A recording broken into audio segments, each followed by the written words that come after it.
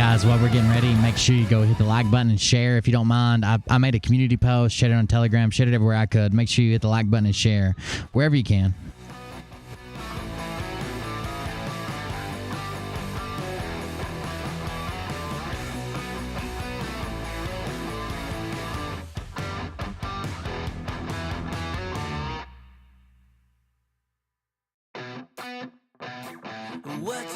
What you think about when you're born into a fire?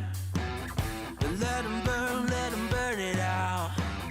Sell them to the richest buyer. They want to let the world decay. They tell us lies and fade away, fade away. We feel betrayed. We were raised to lose the race. Welcome everybody. I am Will Bird, and this is not the Cold Brick and Fashion. This is the Defiant Discourse podcast. Before we get started, make sure you like and share anywhere you can. We're still building this channel, still putting it together for me mostly, but there's other people here involved, I guess. Pay no attention to the background. That was Sage's pick, but thank you for joining us tonight. Let me go ahead and I guess we got to bring him in. Here's his audio. Where's his camera? Welcome, Sage. That would be Clone Hunter. Hunter. I saw you guys. I saw you did some videos out there running around the snow and shit. That's pretty funny. Yeah, we're gonna start a new series. I think we're gonna have clones all over the place. We're gonna have them in the street. We're gonna jump out there. So if anybody else has clones, Jeff B clones, if you guys want to send them in, spotting those clones all over the place, send those pictures in. We'll take care of that on the community page. Oh, you got to be careful with that, because I had community members one time. Let me tell you a story, Sage.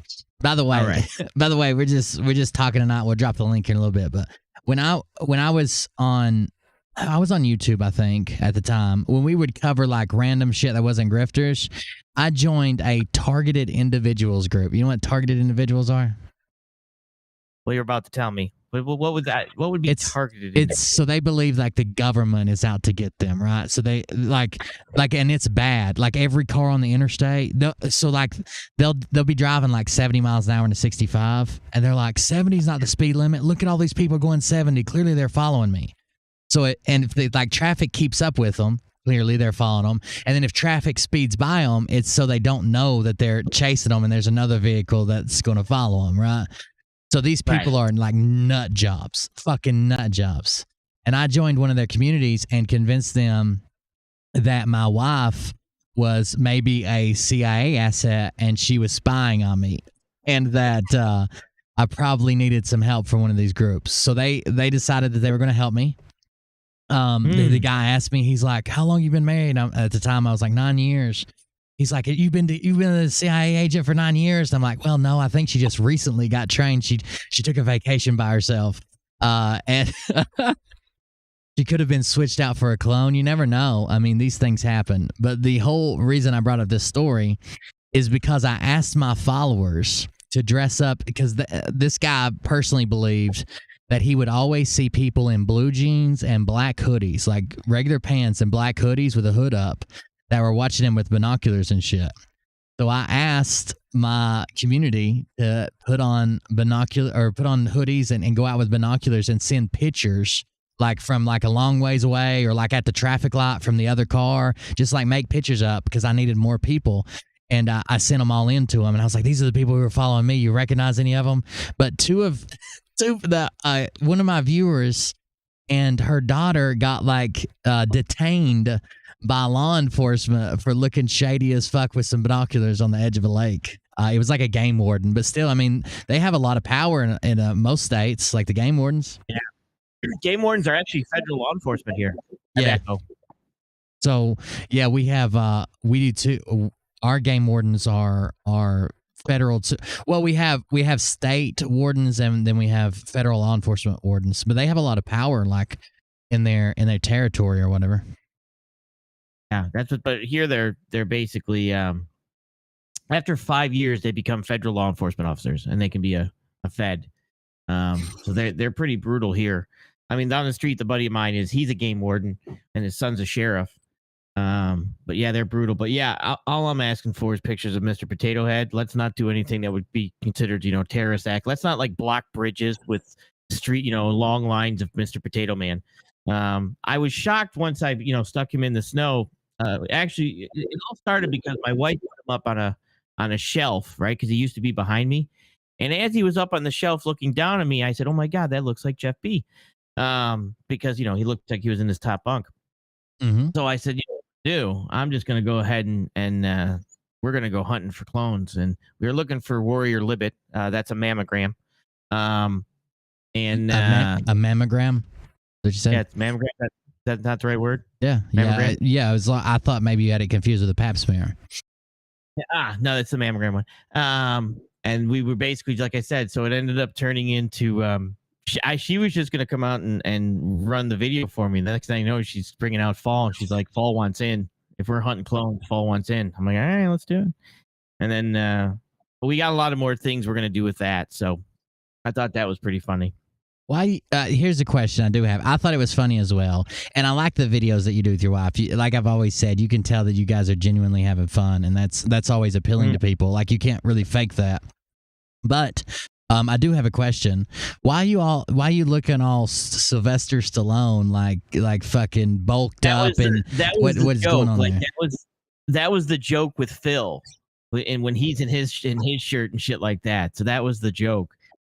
With Phil, with his his shirts and jerseys and shit. So I said, "Motherfucker, let's do something." So I'm like, "All right, here we go." So I did that. That's actually not Photoshop, to be honest. It's not.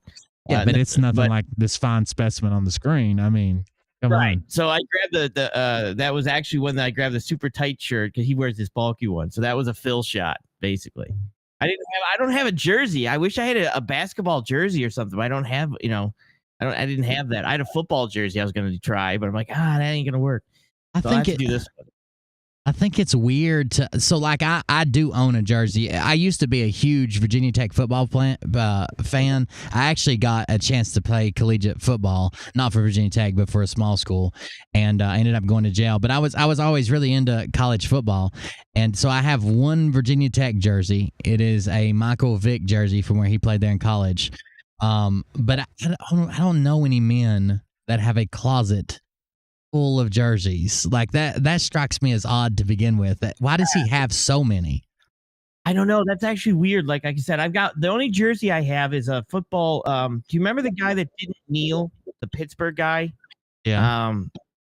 He was a military guy and stuff. Yeah. So when he didn't do that and he was the only one, I bought his jersey. Right. I'm like, that motherfucker. Show some support. So I'm like, and I'm not even a Pittsburgh fan, but I bought that one for support for the guy that's went out there all by himself, ex-military guy. So, whatever the story was after, I didn't know until, I already ordered it. That's the only jersey I got. So for me, it's like, I don't know why you would have 18 zillion jerseys I mean, that's kind of I remember doing that when I was a kid, you know what I mean? But yeah, well, he does that to attract kids. Maybe he tells them that he's a famous athlete. You want an autograph? Here, hold my flash pen. Shit like that. Who knows? Yeah, maybe. And that, I don't know. But I was shocked. But yeah, that was a shot for him. Because I did the Gill, and I've got some other stuff coming. So I'm like, what the hell? Why not? I just reminded myself of a funny joke. That's not mine. Have you ever seen Saturday Night Live when they do Celebrity Jeopardy? Yeah. They do Celebrity Jeopardy and like make fun of how dumb the stars are, where they always have Sean Connery on there, and he's like enemies with Alex Trebek. Will Ferrell plays Alex Trebek. I can't remember the guy who plays Sean Connery, but he's telling them somehow they get on the topic of writing or drawing or writing, and then Sean Connery tells Alex Trebek, he's like, I wrote my name last night in the snow, like talking about pissing in the snow. And he's like, It was in cursive in your mother's handwriting. And it just like, it pauses for a minute. And then he's like, she was holding the pen. It's funny. Celebrity, dude, from Saturday Night Live, Celebrity Jeopardy is some of the funniest shit. Besides like the like the Farley shit, like the river van down by the river and stuff. So that Celebrity Jeopardy is fucking hilarious. Yeah, and there was, like I said, there are some that's pretty good on that. I mean, I remember watching when it first started, not for first started, but back when it had like Belushi and those guys. Yeah. And then there was a gap that it wasn't as funny, and then there's a gap that it was, but it is definitely we have some stuff. You're gonna have to come and match it, right? Are you ever gonna you're gonna be matching my video, right? Because I've got some.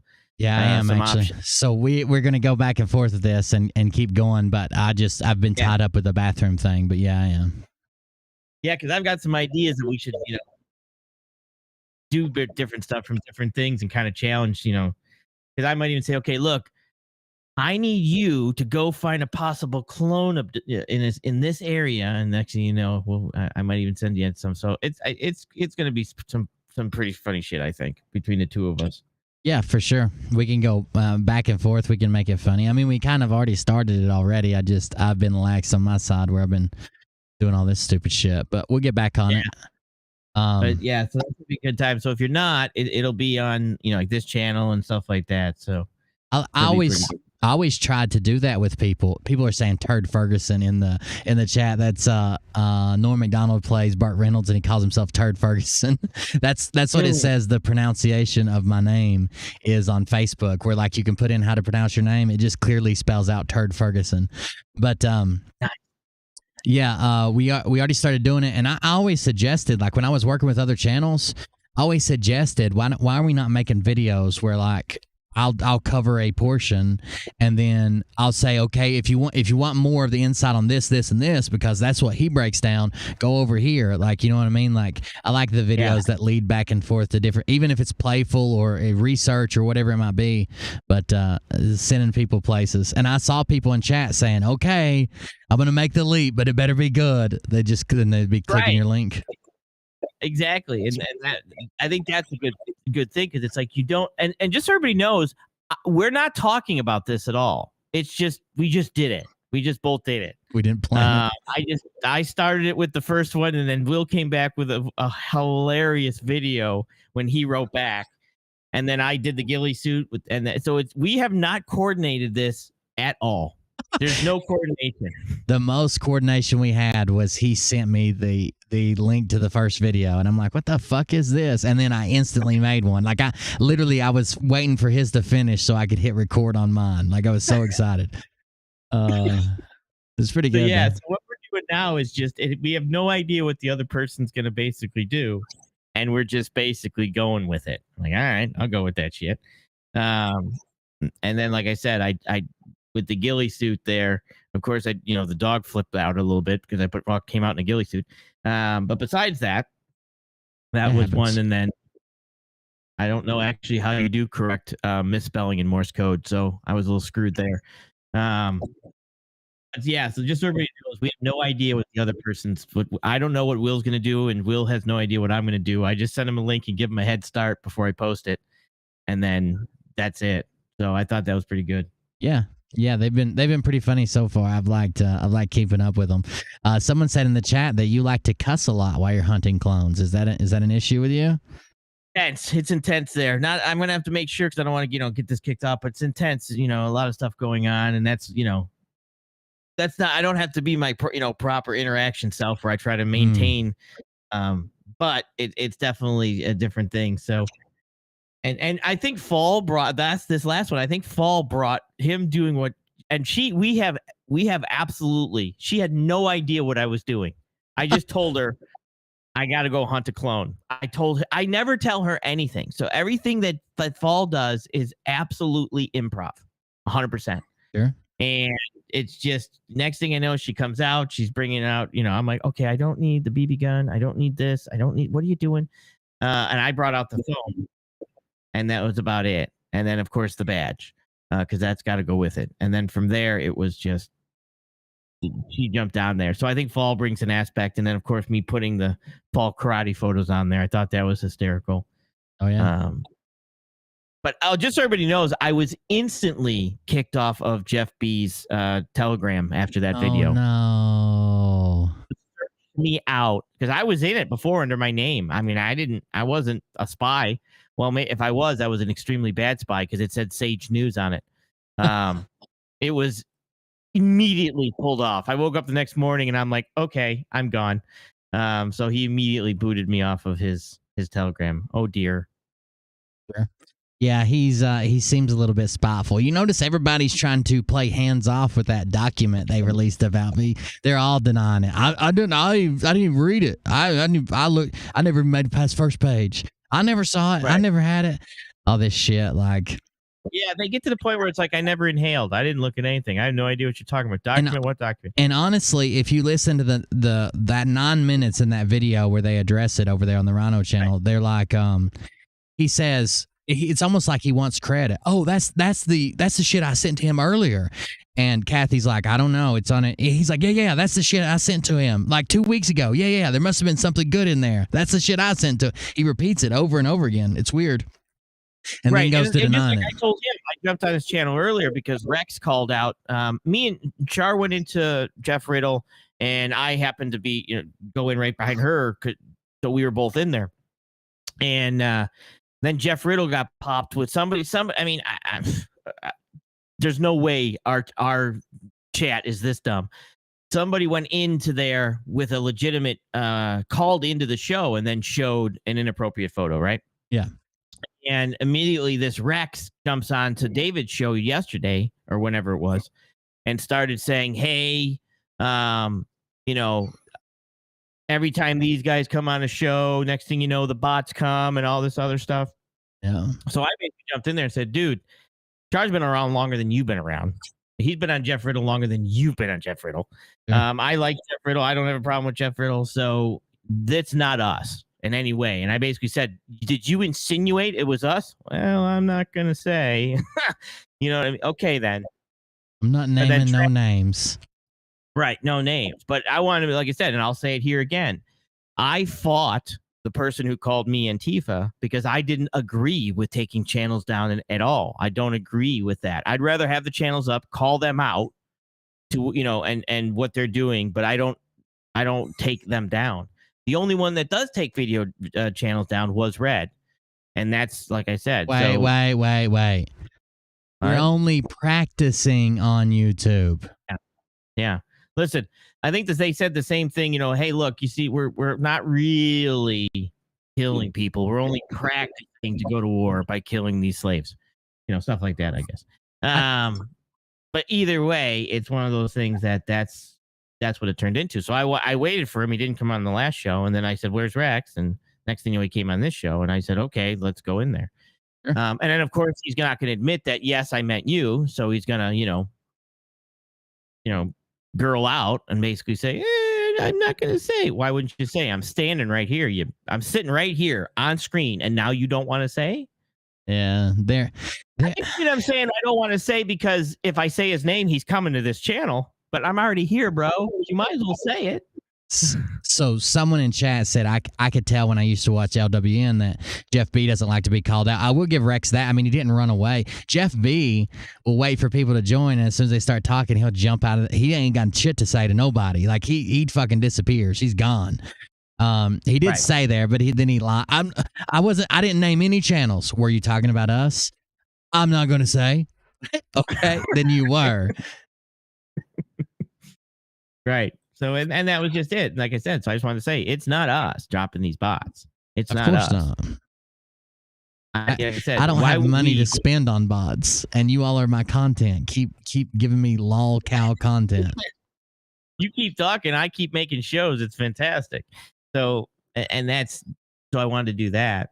But, and then if they're going back to the, to the trucker thing, which they're going to find out it's not going to be in their best interest.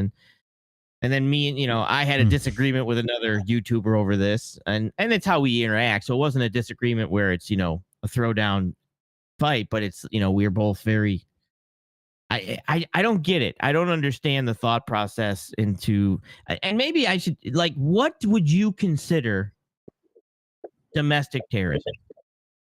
Like, what would you consider that? Well, first of all, yeah, I understand you get. I mean, people get passionate about stuff and heated quick. So I don't think it. I mean, it was a disagreement, but I don't think it was like an argument or like mad at each other. No, it wasn't an But argument. No, we just go back and forth like that. Let's hold on. Let me look this up. First of all, let me say this. We're coming right back to your topic while I look this up. But everybody was asking about my parents' bathroom. They had an issue with the bathroom. I got the tub ripped out and the floor, everything cleaned up. All the rotten wood ripped out of there. There's no wood left. And there it is. I don't know what to say. I got to go back in and build all the framework. I've got to build up basically a subfloor, and then I've got to put. We're actually going, because it's out of square. Like, this brick wall settled some and moved, and it's out of square. It's not a perfect shape. We're gonna do a pour in place concrete pan. So it'll be, even though it won't be square, it'll fit everywhere. So we still got a couple days worth of work to do it, but I did get it all tore out today. That's why I didn't do any short videos or TikToks or anything. What happened to it? Like, what actually happened? It just rotted? Yeah, well, what happened was it was never really sealed good against this back wall. This is shower board, of course, and then this is a brick wall. It was never really sealed good here. And like water got down in there, and then there was a time that it wasn't sealed good here either. And then, so eventually this back edge started rotting. Now, all this floorboard rotted out at one time, but it's been replaced. The one thing they couldn't get to when they replaced it was underneath the tub, right? They just couldn't get in there. There was a board, a beam, and a row of block there. So this was never replaced. So when I first opened it up, everything till about this small pipe right here, all that was rotten and gone. So it just got weak, then it cracked, and then my dad's like a bigger guy. So as he was stepping on that crack, working it back and forth, eventually his foot went through. And he's got to like take care of his legs. He's diabetic and, older and stuff. So we can't have that happening. I wish I would have fixed it sooner, but he likes to hide things from me, so I don't fix them because he doesn't want to bother me. But we're getting it fixed now. So it was just all rotten wood. Nice. So I looked up the definition. It is the definition of domestic terrorism is the committing of terrorist acts in the perpetrator's own country against their fellow citizens. And then if you look up definition of terrorist acts, the U.S. Code of Federal Regulations defines terrorism as the unlawful use of force and or violence against persons or property to intimidate or to coerce a government or the civilians or any segment thereof in furtherance of political or social objectives. Gotcha. And then that is the FBI's version. If you look up the Department of Homeland Security's definition, they use a different code. They use U.S. code. I just had this up. I still think this fits it because it says using either force or violence or intimidation, and then you're furthering a political or social objective against either the government or the civilians. Right. And this was my argument, or my thought problem is here. My thought process was, I don't care if other people did it. And if Antifa should have been charged, it doesn't matter that they weren't, right? I mean, sure. I used to get this all the time. It's like, why didn't you pull that boat over? Why didn't you stop that boat? He was whipping down in the harbor. I didn't catch him. I caught you. I'm only one. We're only, you know what I mean? So it's the same thing like a cop. Well, that guy was speeding. Why don't you pull him over? Well, I got you. You know what I'm saying? So in my opinion, this is more serious because it's a specific category of individuals. But it's like, nobody wants to admit that this is what it is. And some people are now saying, well, it has to be done. It has to be done. Well, about 85% have gotten the protection thing, right? The jab. Even if it's 75%, that means 25% of you, let's say, haven't. Even if it's 50%, 50% of the people out there want you to go and stop and shut down the government and do all this.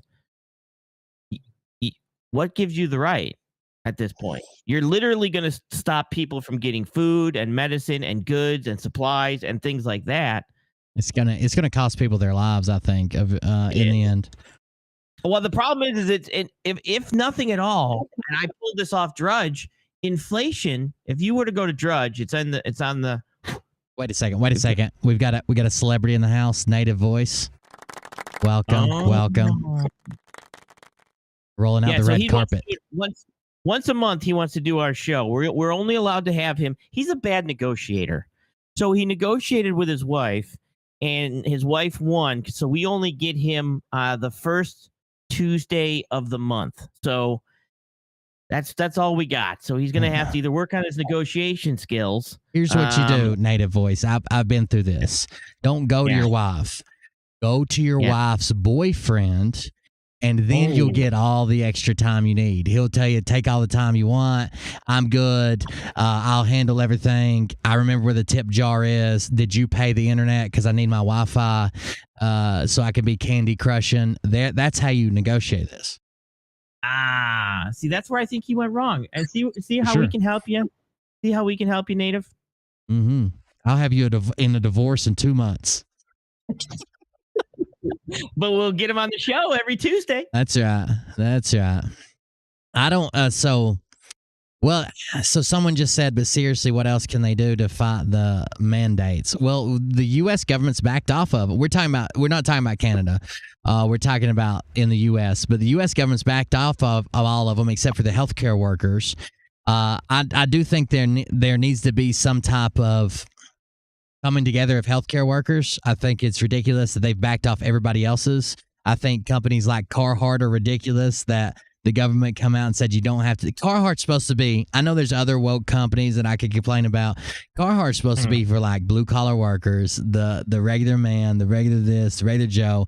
And clearly people don't want, even if they're taking the jab, they're not, the majority of people are not in favor of mandates. And then, Carhartt's just like, oh, we're doing it anyways. Even if the government told us we don't have to, we're still doing it. That fucking ran all over me. But I do think there needs to be something in the medical field. I think maybe they can come together and come up with an idea. America is a huge place with a lot of stuff in motion. People are going to die, and it's not going to be the people that you don't like. It's not going to be this leftist and that Antifa and this BLM and this Democrat from over here. It's going to be like elderly people who have no idea what's going on, weren't prepared, didn't stock up, can't fight for their food. It's a bad situation, man. Yeah, and the other thing too is, like I tried to explain to him, is that if you guys are out there, first of all, what are you guys protesting, right? Because if you're protesting the mandates and those are being lowered, they're not. Like, they want everything. They want Constitution. They want this. I think it was on. I'd have to see if I could find the article, and I should post it. That I think they want all kinds of stuff. I think that's an issue too, because they don't have a clear demand, because they originally it was like, oh, let's do it for mandates. Well, they're not really pushing the mandates, right? They backed off of them. The court stepped in. Well, let's do it for freedom. What freedom? Which one? What do we? They don't have a clear goal either. Right. And right now, it's like I said, right, I'm looking at inflation raises to 7.5%, more than expected, 40-year high, extra $250 a month. And it's market in anxiety, right? And there's a lot of references to the Great Depression and the market crash and stuff like that. And I'll be doing, just like I did the 1919 thing. But you have to understand is that if you go out and block traffic, you block a bridge, you block all this stuff, when food, and just like now, they shut down a plant in car plant shuts down because they can't get parts from Canada, right? Can't get parts from Canada, shut them down. So when you start shutting down plants and you start doing this, people are going to blame you. Right. They're going to blame you, right? Because you're the truck driver shutting the plant down. But if you were to just find a local job, drive local, kind of get on with a local company where they don't need the mandates because you're not crossing the border and you're not doing this, now the government has no one to blame when the trucks go away. People are just going to say, where's the trucks? And then people are going to say, well, they left because you wanted mandates. There's no one to blame. So when you start shutting, either though I don't want anyone to do this either, but if you're going to do it, why would you do it and leave yourself the ones to blame rather than just find another job, find a local job, find something else? You're giving them a good target to blame. So the government's really good at villainizing people. We know this. We've seen this over and over and over again. So what they're going to do is when someone's starving, supplies aren't here, there's this horror story comes out about orphan babies who were taking care of amputee seals, and they couldn't get the feed for the seals. They had, or food for themselves. They had to eat them. They had to turn to eating their own amputated seals in the orphanage. Then they're going to be like, it was those guys. It wasn't us. We knew what it was. Those guys, and those guys are also tied to these guys and these guys and these guys and these guys. Hate them too. They're scary. Right. And this wasn't for freedom. This was for the fact that these truck drivers are going to lose customers and lose business, and they were pissed. Let's be honest. That because they didn't.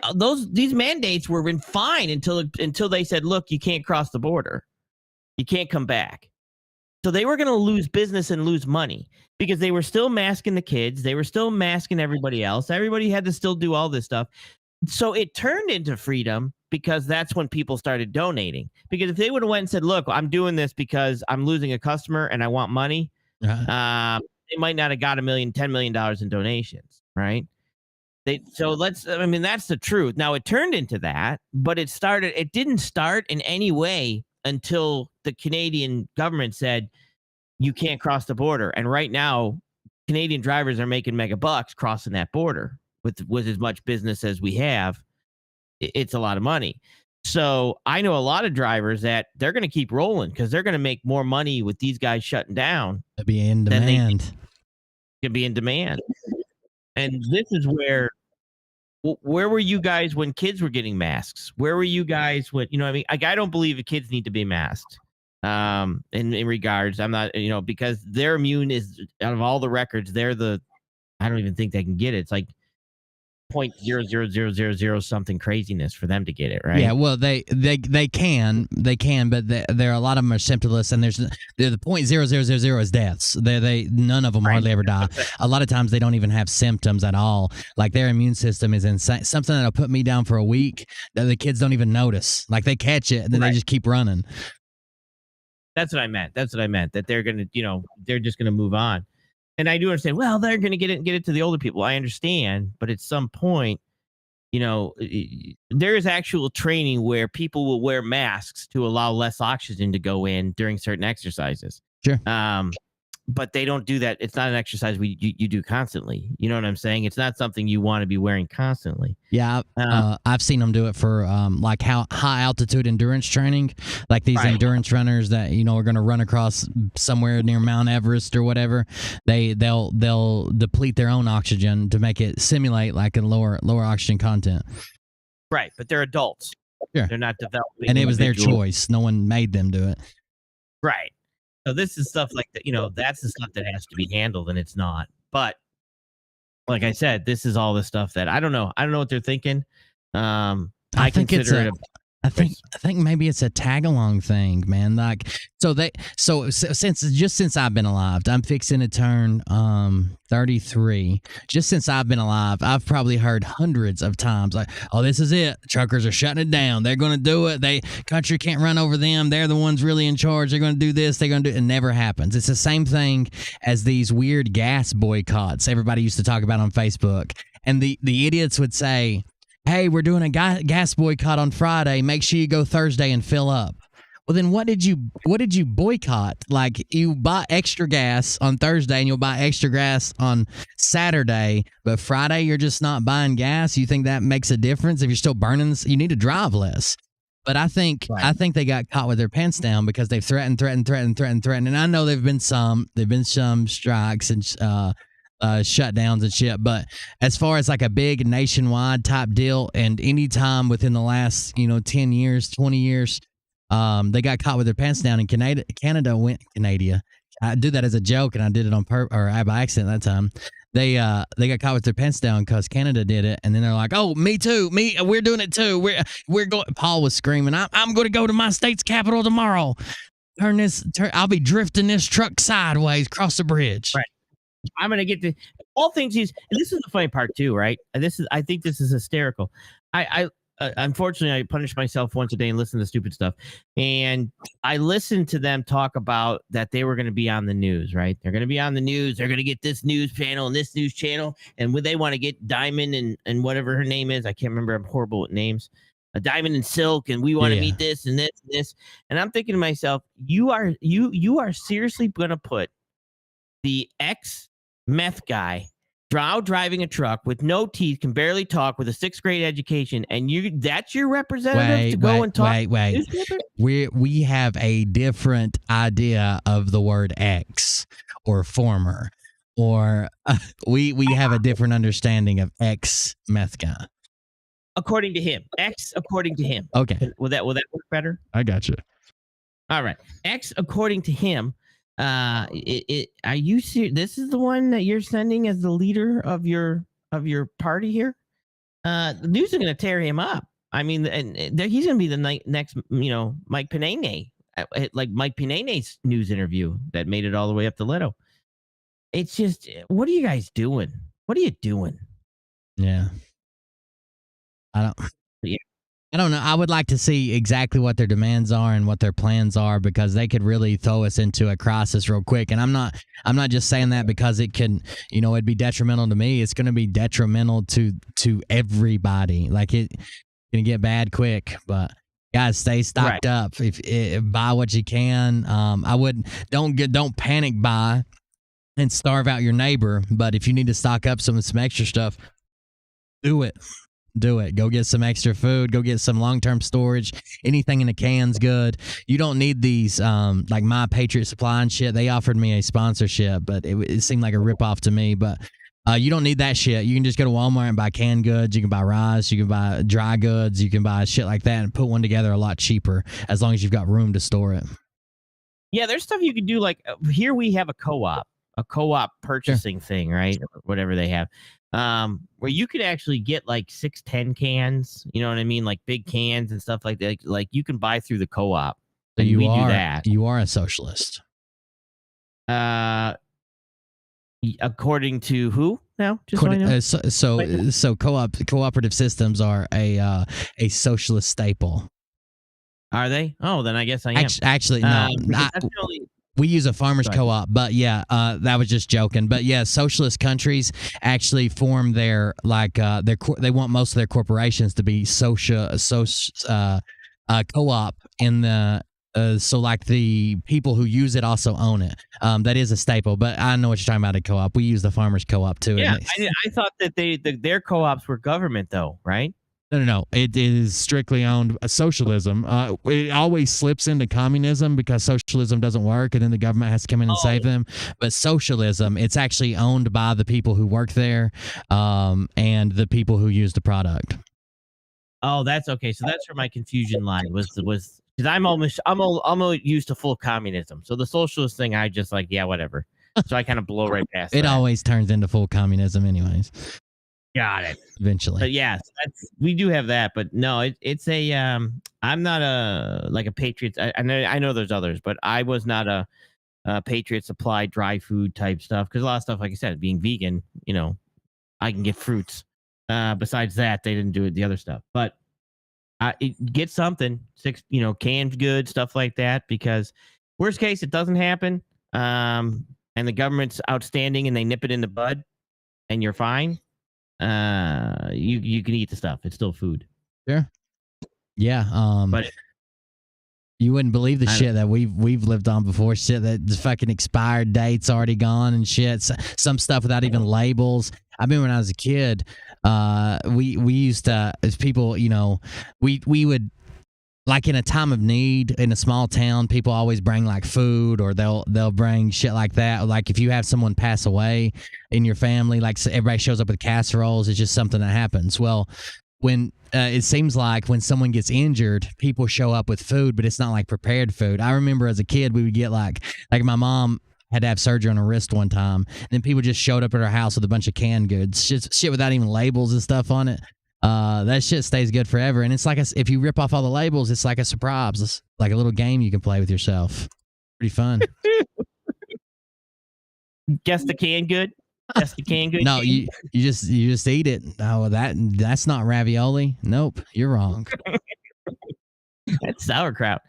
No, and there's like I said, so there's things you can do, but I just think that they're just making the wrong decision, and they're gonna like I said, they're not gonna like the outcome of it, and it's not gonna go back. And they want to hand the keys over to Trump. They want to show up at the White House and be like, Biden, give me the keys to the White House, and then call Trump on the phone That's through the Q phone, and then hand it over to Trump, and here he comes.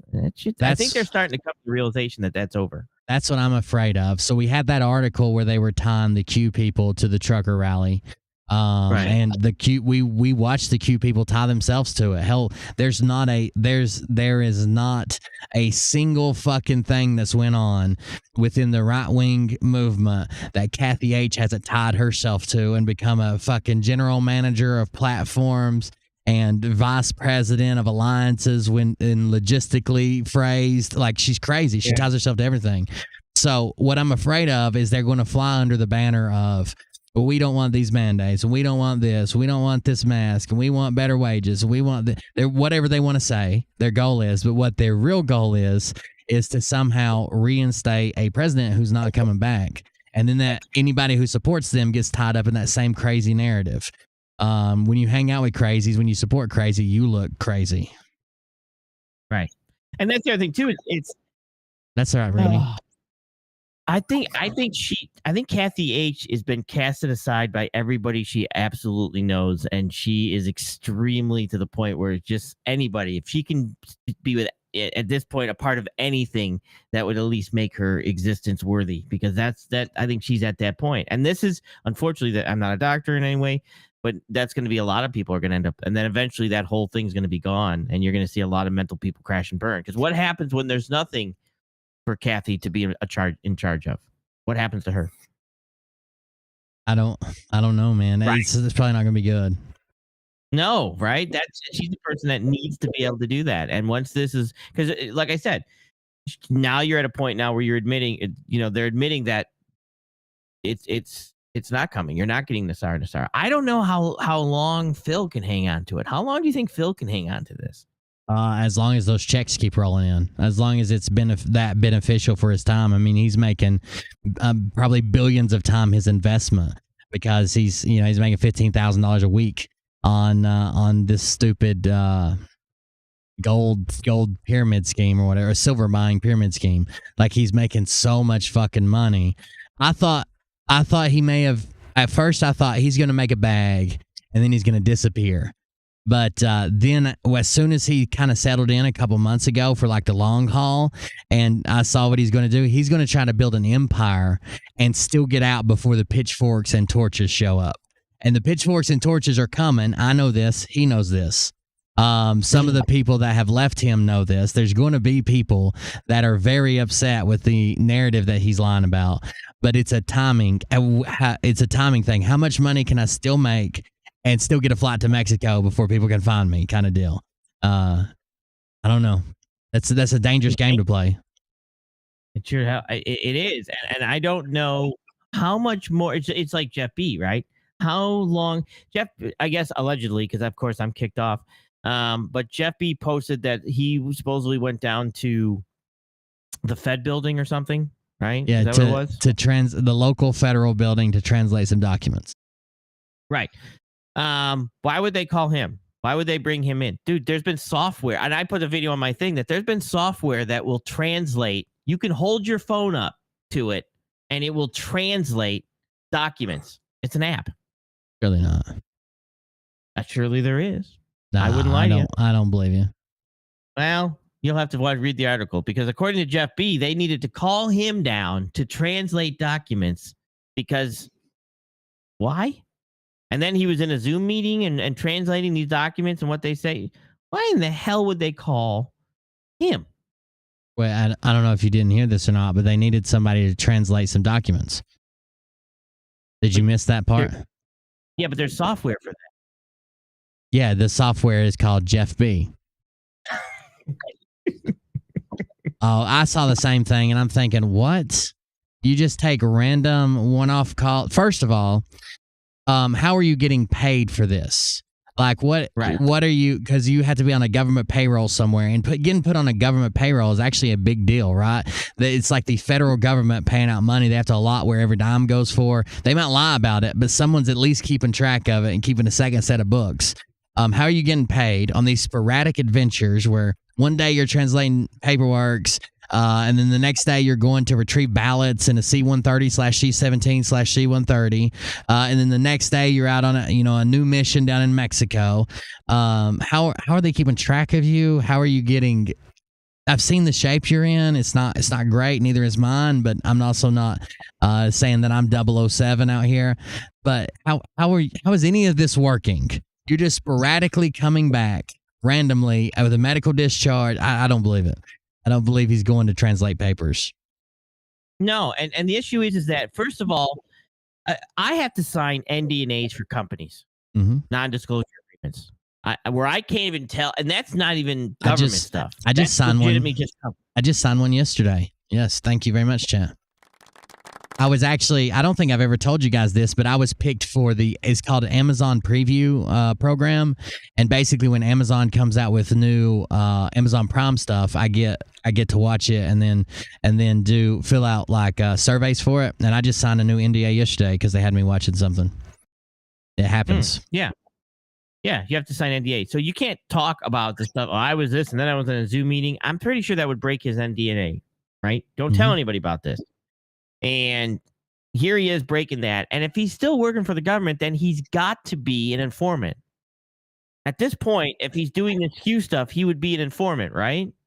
I would assume. I mean, I guess he wants us to believe that the entire federal government is also like Q woke or something, and this is all this and this is all that. I don't know.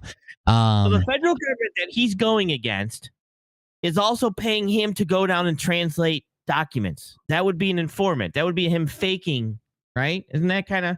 I think that's where I get confused. He legitimately comes out and says that the government's crap and we need to overthrow the government. And we, in so many words, we need to put Trump back in. Trump needs to come back in. Biden's a loser. And then the same federal government is asking him to translate documents. Yes. Either he's lying or he's an informant.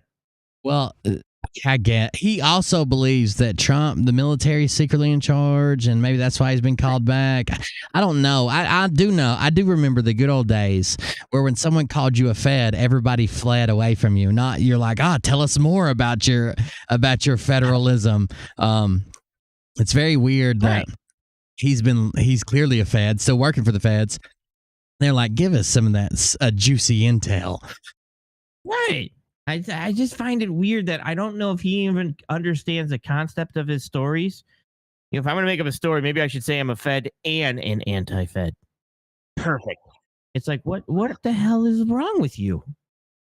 He's got his. I mean, clearly he hasn't. I don't think keeping his story straight was really part of like his requirement for this. He's fucked it up so many times now. I don't think he's worried about making it make sense on the back end. You know what I mean? Yeah. And this is what I tried. Like I said, when I was on Libert there, this was what I was trying to explain to him. I'm like, dude, this guy makes no damn sense. This makes no sense. I don't get it. It was Boston, right? I was trying to say this the other day. It was Boston. That's where he told him that. So when you can tell the story when you first met Liberty. In regards to the Boston the arrest, Jeff had already told him. One of the conversations we had was Jeff told we started talking about Jeff. I'm like, who is this guy? Did you ever check his background? Did he ever show you anything? What is it? What's going on here? Because some of his stuff is nuts, and you're looking to interview people like some politician, which he did have on, or running for politician.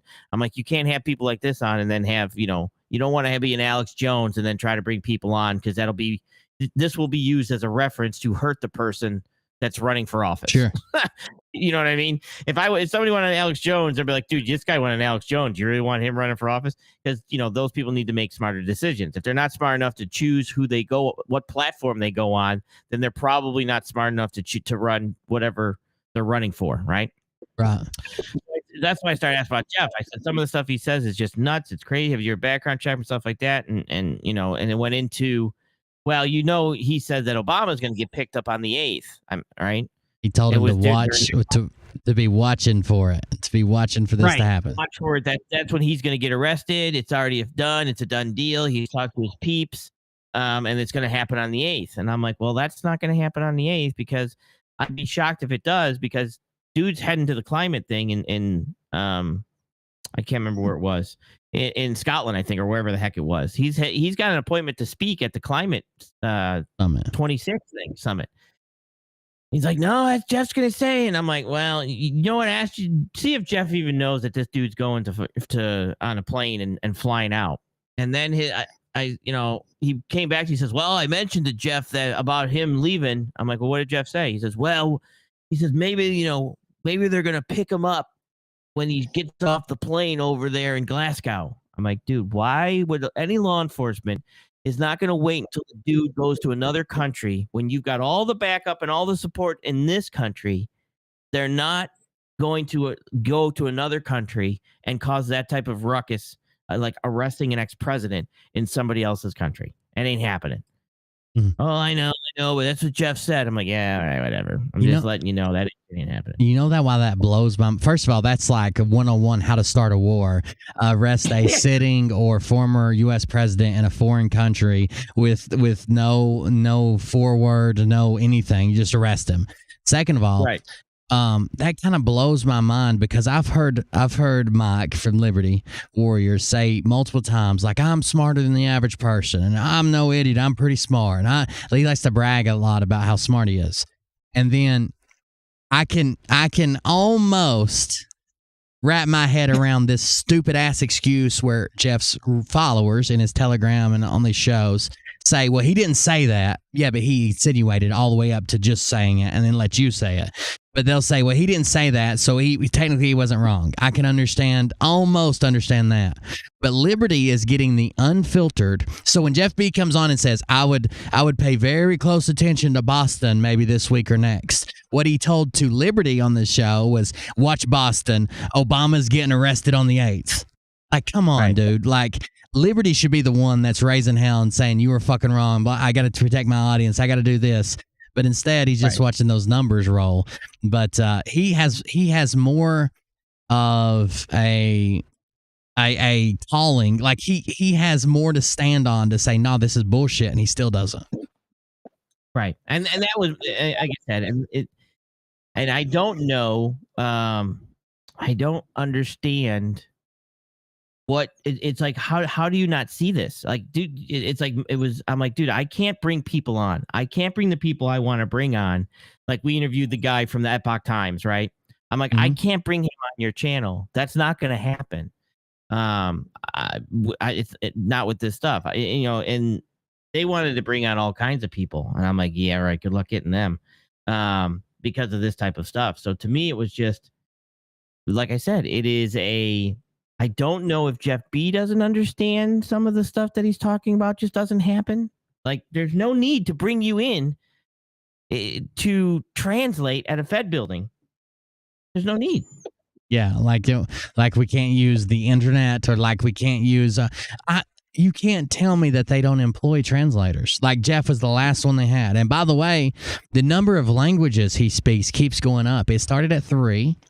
Then it went to 5, and I have a screenshot from Travis's show a couple of nights ago that he said 8. That's a lot. I mean, like, my wife does Korean. She's better at Korean. She's been doing it for about 6 years. Okay. Right. She would probably hold her own in a slow, in a conversation. But if somebody was excited or talking fast, like, we actually had somebody from Korea fly in here to teach my wife Korean. Okay. Right. His name was Jay. So he went over actual proper pronunciation. So, like, when my wife talks Korean, she sounds like a princess speaking Korean. Like, legitimately does it, right? So she still does it every single day to herself. And now she's learning Mandarin. And she's doing that. She's Mandarin. She watch it maybe, but Korean, she's definitely better. And that's 2 languages, and that's very difficult. Yeah, And well, the issue is, you stop. Like, who is he talking 8 languages to? yeah. So first of all, so like there's a difference between learning like 8 random languages and like a language and a slang version or a dialect of it or something that's just slightly different. So there's a lot of languages that just kind of like are forks off others. And even though you might say the word for this out of this other language, the first language will understand it because it's a fork of the first language.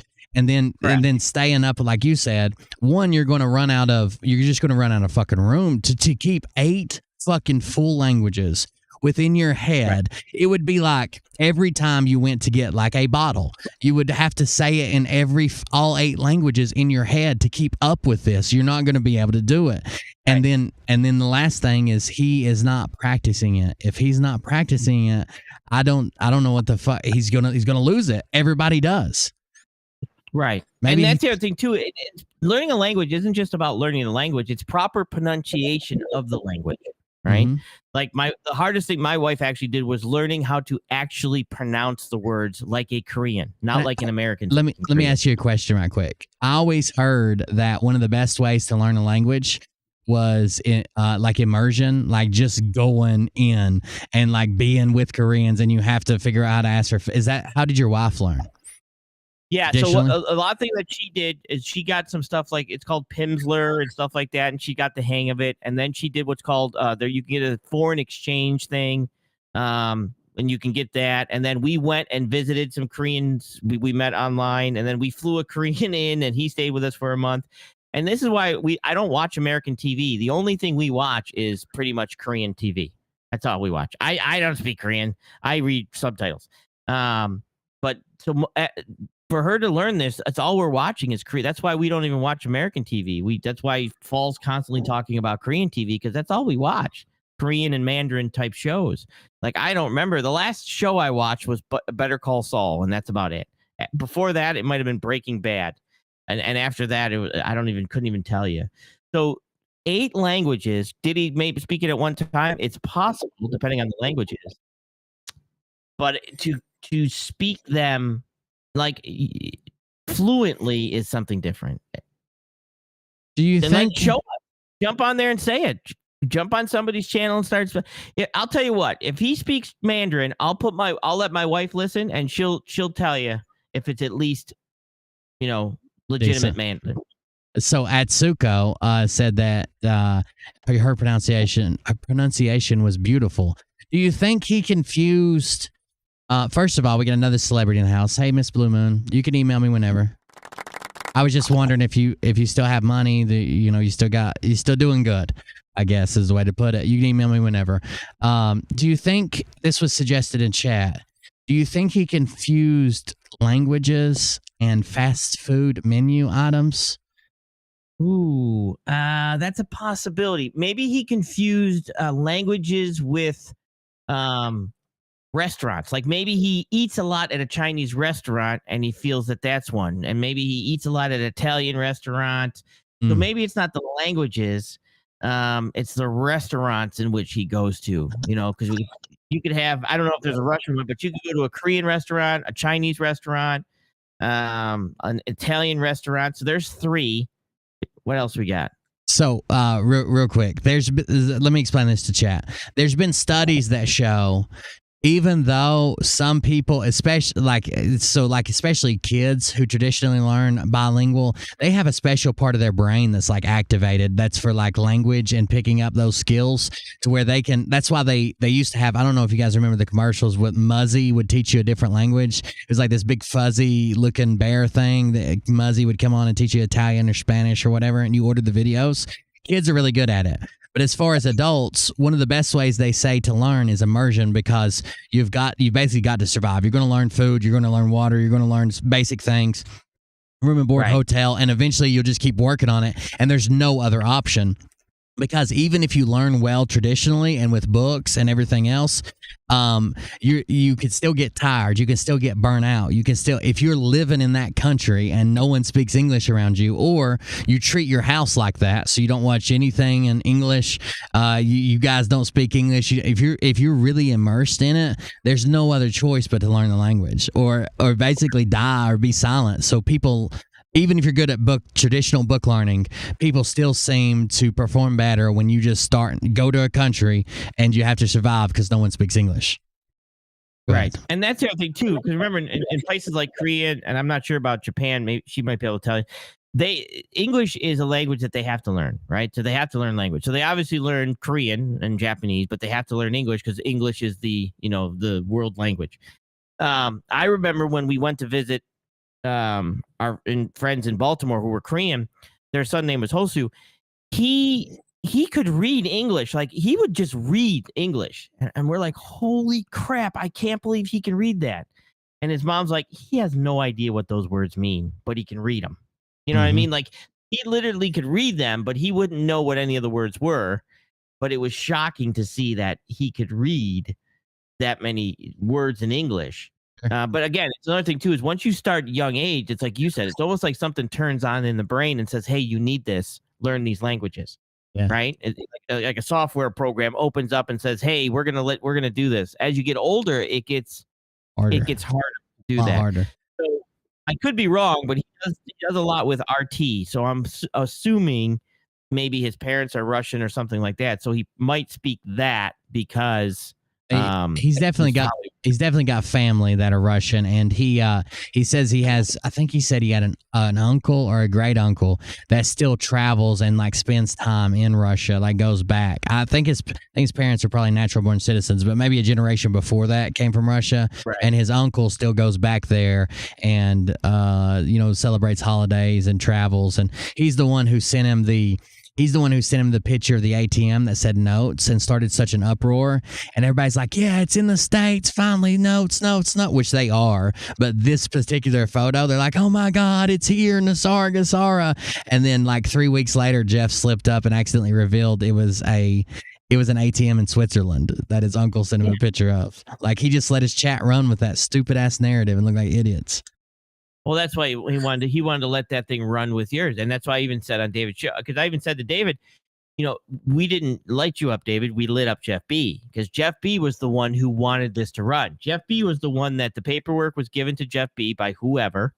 And Jeff B was supposed to be the person that had all the contacts, all the intel. Maybe he's an informant. Either way. And he's the one that put it out in his chat for it to run. So that was, at some point that you have to almost say, hey, I don't know if this is really him or anything. I can't post this. You know what I mean? I've never really, now that you're saying it out loud, I never really thought about it. Because I thought, man, this guy's so stupid. He's being an idiot. He's doing this. He's embellishing about his life. And clearly, like, the family members around him, like the neurosurgeon hacker, head of medicine at the Cleveland Clinic or whatever. But I never really thought about him. Maybe he's playing a role. Maybe he is an informant. Maybe he was sent in here to get with a certain group and sway them or tell them or feed them something. You never know. Problem is he's not collecting money like the rest. Right? Who scares me that way? Well, he's a $9 million man. The one now that you said that about Jeff B, I'm gonna start watching more closely. But the one that always scared me the most was that Tactical Timmy or whatever, Tactical Tonto. Tactical Tonto, that dude's literally like a federal agent. He tells you he's a federal agent. He comes on and says some crazy calls for violence and shit. And he's like, he'll be in the chat like, hell yeah, we're going to take our guns. We're going to make them pay. Right, guys? Am I right? And everybody's like, yeah. And he's literally a fucking police officer. He does something. I don't know what it is, but he does got a badge and a gun and shit. He's law enforcement. Like, that guy's doing something, dude. He's making a list and checking it twice. Something's going on. Well, and all I know is that technically Bill's out there for the money, right? Other ones are out there for money. What is Jeff B getting out of this? I don't know, right? That's the problem, is that how is whatever he's getting out of it, and the connections that he's making and the stuff that he's making, if you're not an informant, then what is it? See, I thought he Right? was like on the verge of being like mentally handicapped and didn't have a full box of crayons to color with. So no one's ever paid attention to him. It's that power thing where he loves to say jump and people go, "Oh my God, he said jump. Let's all jump." Like he loves the fact that he can put out one little word and then everybody goes to work and this and that. Like he literally fucking abuses it. And those people that are in those groups, like I don't want to ask my people for fucking nothing. And Jeff's like, "Oh, let's do this. Let's do that. See what happens if I do this." And sometimes he'll even slip up and admit it. It's usually when he's like half-ass backpedaling.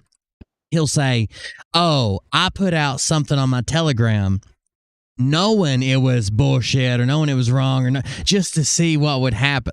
Like he likes the fact that he has power over your life, guys. Like that's probably not the guy who should have power over your life. Crazy. And that could be it. I'm just confused when you say that you are military's in charge, Trump needs to come back, Biden's, putting pop and all this other stuff and this and this and this. And then you're at the Felger building, you're flying in jets, you're bringing in this, you're doing that. It's like, dude, what's going on here? Which is true? Which one is it? And I don't know, maybe he's, got nothing else or no one else to talk to. I don't know, but it's like, I don't know. He's an informant. He's an informant. It could be. That's basically the last two options we're down to. Like he's either playing dumb and that's his character, and he's an asset, or he's just doing it for the power, the thrill, the fact that he can say jump and people listen. Because I mean, you've seen him. He doesn't exactly command a lot of respect. He doesn't have a whole lot to go up. He lives with his mom. He doesn't have a wife. He doesn't have any kids. He doesn't have fucking anything. So what he's got is power. So. Let me ask this. Allegedly, there were cars in front of his mom's house protecting his mom. Police cars. Why? Allegedly, he claims that there was a death threat a threat that said, "We're going to get you. We have your paperwork, your information. We're going to make sure this gets out there." It was from a weird number. The FBI sent in some special agents and tech guys, scanned his phone, and were unable to pull any data from it.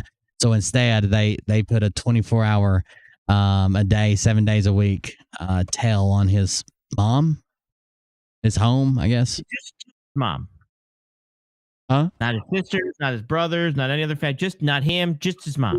Yeah, so that's the first thing I brought up. Like, if the threat's against you, Jeff, why are they? You just said they're staying at your house while you go to work. That seems weird. Now, if I were to say if you were to go to the cops and say there's a threat against me, and this, and you show them this, they're going to be like, "All right, we'll look into it, but nothing's really been done yet. We really can't do it." You know what I'm saying? This threat we'll look into, but if it doesn't go anywhere, we just can't, put protection on you because unfortunately nothing's been done yet, right? Nobody's actually showed up at your house. If you know what I mean? Does that make sense? Sure.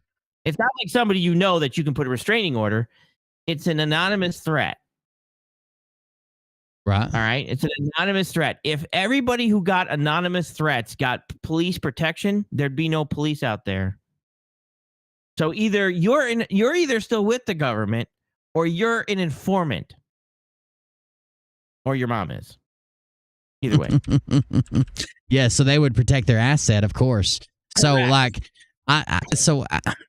I don't condone. I don't think anybody should threaten violence or this or that. But I also am a big enough boy to understand that it comes with the territory. Look, I've probably had 2 death threats today over on Rumble. I've got this guy who fucking melts down on all my videos on Rumble, but it's the only engagement I get, so I kind of just let him go after it.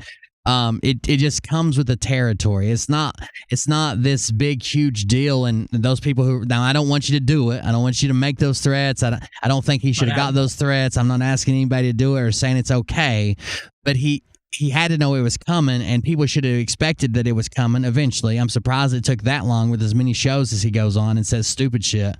But the Liberty Warrior chat freaked the fuck out, and I don't know if you remember when this happened, but the rumor first come out, and Liberty took 3 days off work, and he was first claiming that he had been threatened through. Liberty was claiming they had been threatened through email, and then it went to, oh no, Jeff B got called. Oh no, this happened. Travis got a weird call. Like it was a whole weird setup thing. It was strange. I mean, when somebody threatened both you and me, right? The legitimate threat.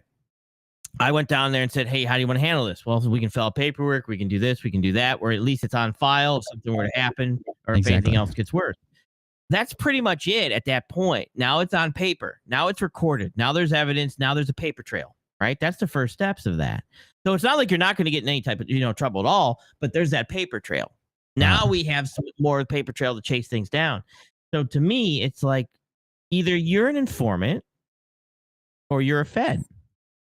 If they're protecting you, they're not protecting. There's no way every single person can be protected by law enforcement. So which is it? This brings me to another interesting line, and I agree. So like when I believe there's a valid threat, and it's like something that I'm probably going to, well, I can't even say that. I obsess over shit because my PTSD. But when I feel like there's a little bit of truth to a threat, I take it to the police. The police will tell me, okay, we'll put it in paperwork. And sometimes they'll even say, hey, we'll see if we can get an extra. You still live here? We'll see if we can drive an extra car by every once in a while, or maybe they don't assign officers to sit there, especially state troopers. And that's only because I live in a small town that the sheriff will do that. If you live in a town that actually has a crime rate, they wouldn't have cops to fucking do it with. But that brings me to another very interesting point. No longer after Jeff's supposed threat, then this guy, Will Justice, who used to run with Red, he gets a threat, a very vague and strange threat, which they kind of blame on the same person they tried to blame the Jeff B threat on. And then Will says that he speaks to FBI agents. Now, that Will guy supposedly is retired law enforcement, blah, blah, blah, whatever. But he speaks to the FBI agents, and he says that the agents, when he tells them about YouTube, wants to see the YouTube videos that he's on. The agents sit there and watch a couple videos with him and then say, yeah, man, good job. Keep up the good work. You're a patriot. Like the agents came in and agreed with his outlook on everything. Told him he was doing a good job to keep up the work, and that they were gonna watch for him, and they probably knew who this was already. There was a file already started on Antifa Sage. Yeah. Wait, what? Yeah, exactly. And that's the issue too. There's no way a law enforcement agent's going to say have any idea that about QAnon with the Q. Thanks, Mark. And they're going to say, hey, we keep up the good work and keep up that anti-government, get rid of police, get rid of all this stuff, and technically domestic terrorism stuff. Keep up the good work, boys. Are you out of your mind? Are you out of your mind? The last kind of, we'll move on in a second. I know people get tired of hearing this, but the last kind of lie that I think that I'd like to address with the Jeff B topic is he also claims that he has several people who work for the federal government that watch the show and know that they know what's going on, so they know when he gives out too much information. Now, he claims he's had his hand slapped a couple times. Like, someone's come on and said, oh my God, you can't give out that information. You can't do that online. What the fuck are you doing? That's a secret, top secret. It's this, that. You could get into real trouble for that. Now, that happens sometimes. People get brought up for like leaking classified intel once. They get caught up in leaking classified intelligence once. Then they're never given classified intelligence again. They lose their fucking clearance. They're sent to fucking prison. The fact that he claims that this has happened multiple times is a clear and concise point to show that he doesn't have this intelligence. There is no one watching him, making sure he doesn't give away too much. It's a ridiculous theory. Yeah, it's dumb as hell. Dumb as hell. You dropped a link if anybody wants to jump in here. Yeah, I'm going to. I did once, but then we started talking, and I haven't since. Let me grab it. If anybody wants to call in, we're just kind of talking about, I don't know, different things. The trucker strike, what we did this week. We can talk about my parents' bathtub if you want to. That's been an interesting topic. We can talk about any content either one of us covered this week. And also whatever you got on your mind. What'd you do this week? We'll rotate through. So call in, get your thing out. We'll talk to you for a minute, and then we'll kick you to the curb. Because I don't like hanging out with you guys for too long. Jeez, I barely like hanging out with Will. Man. Let me grab it right quick.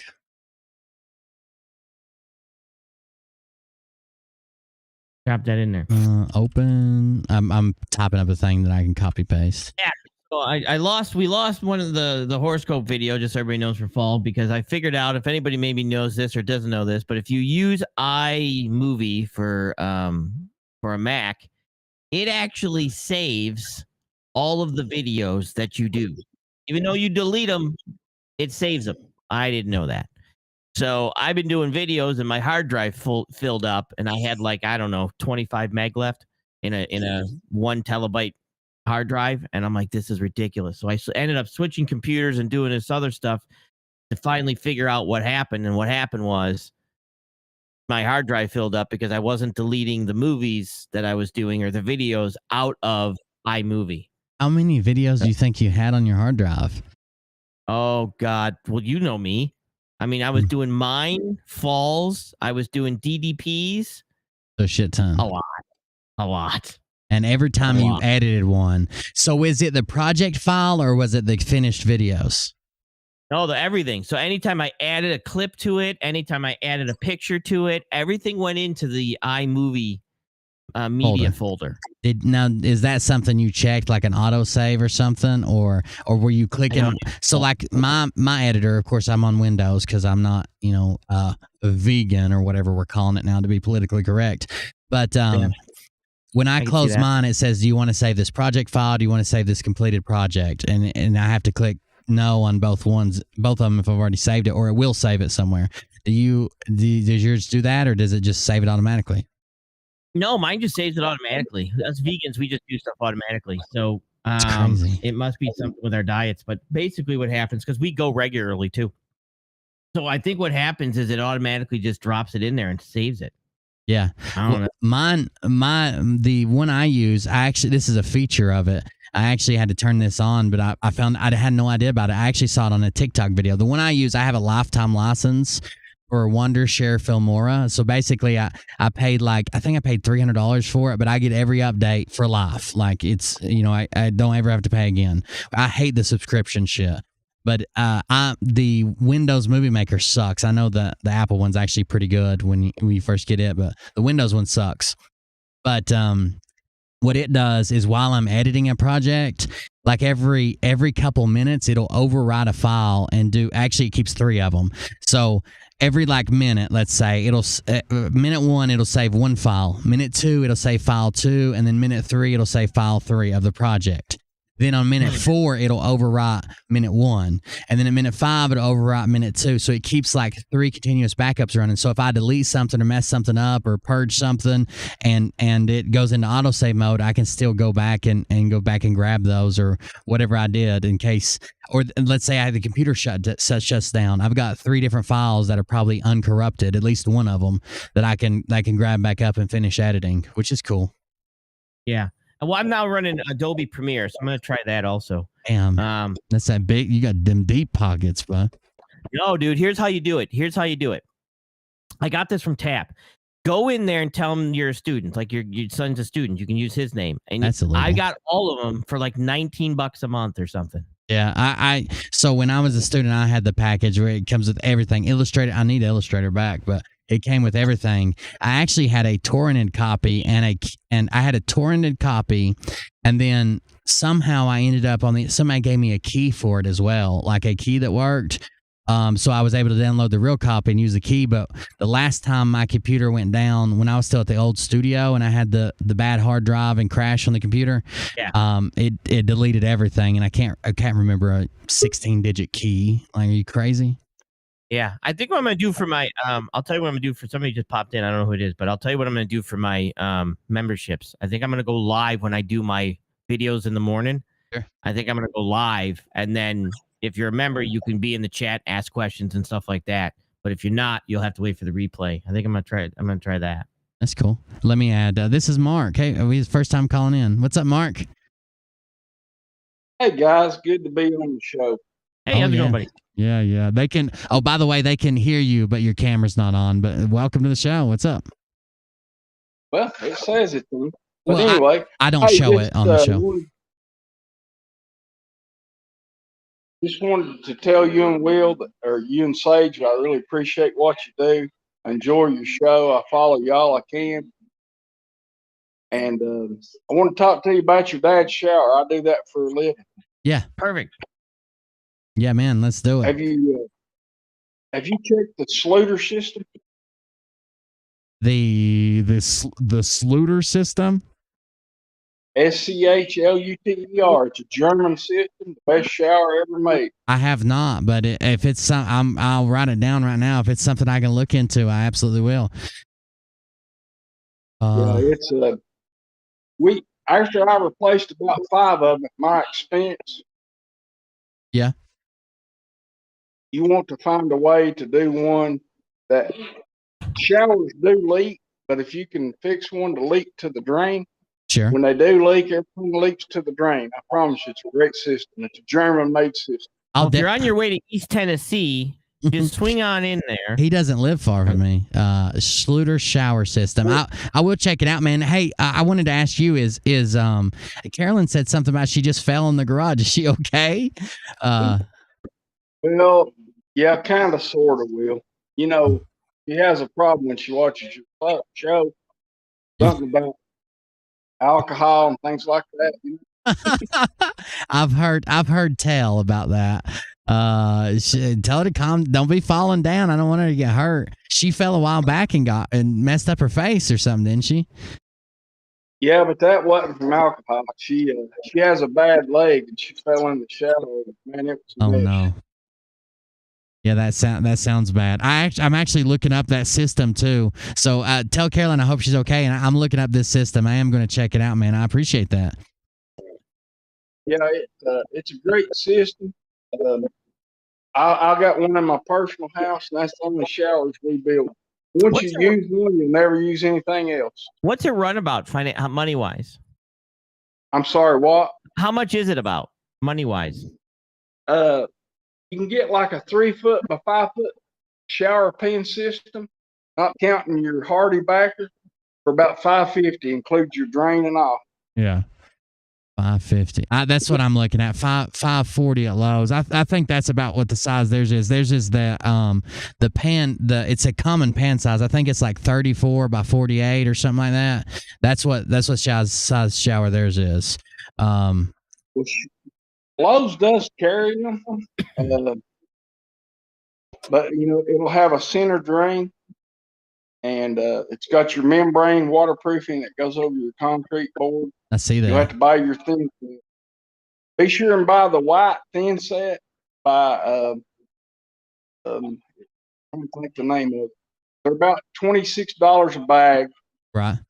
So you'll need about 5 bags of thin set to lay to put the material on the wall, and then you put your tile on it.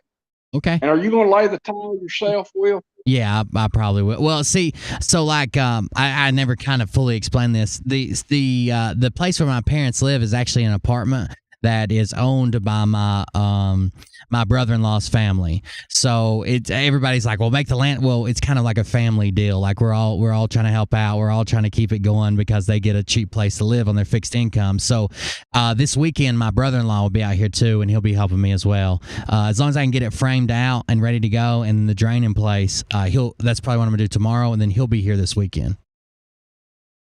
Okay, just make sure when he lays that tile, most guys don't, you pull your thin set all one direction. Oh yeah. You don't cross cut it. Yeah. And then back butter your tile before you stick it.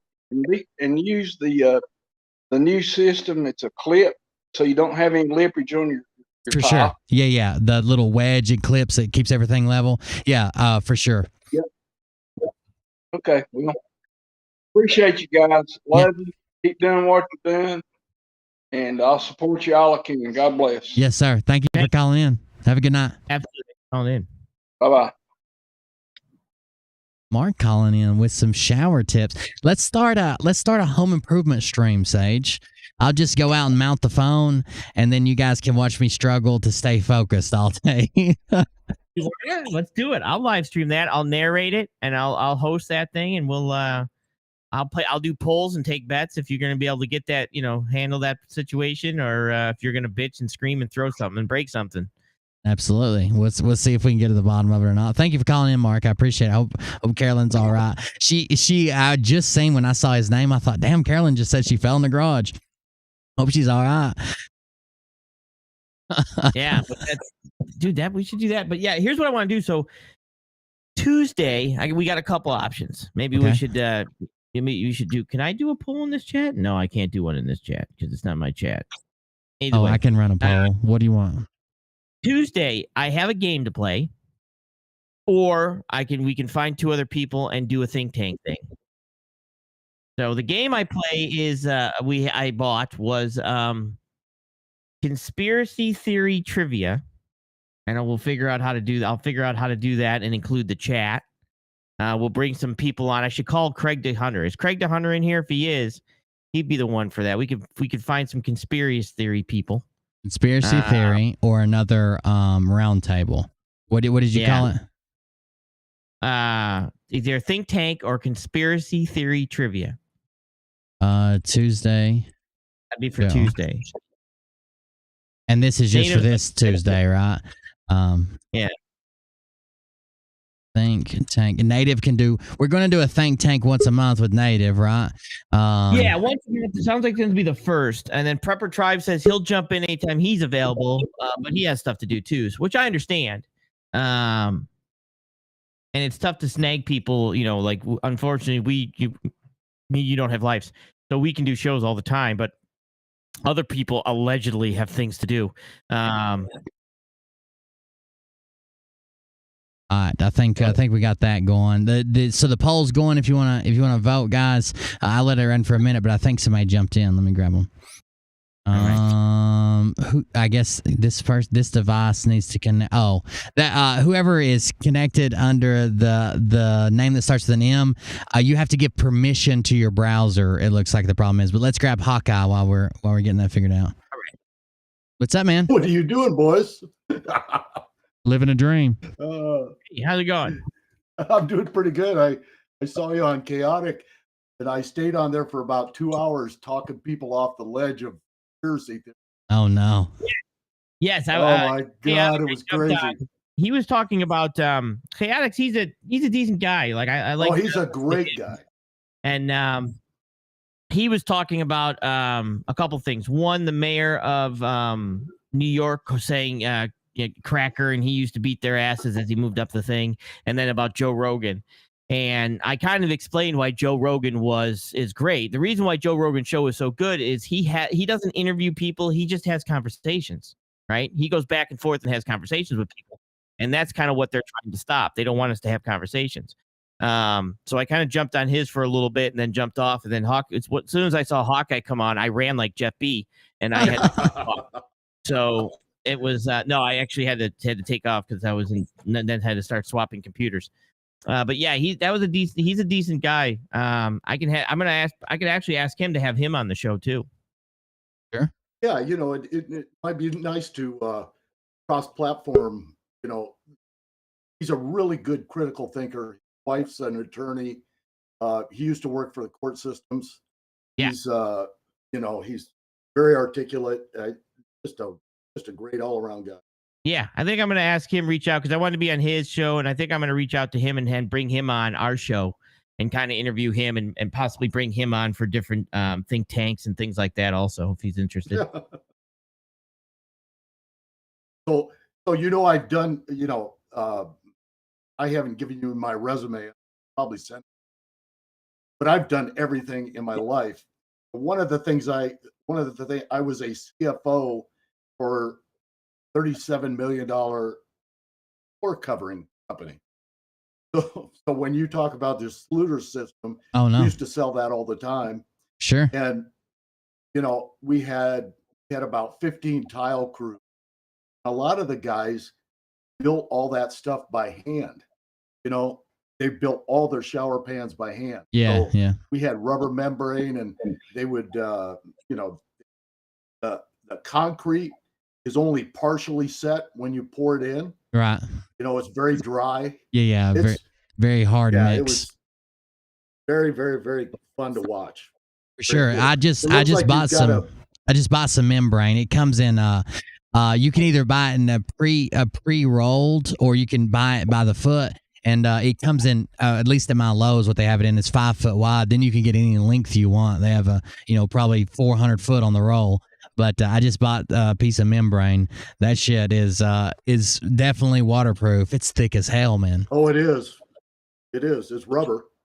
So we sold 12-foot lengths.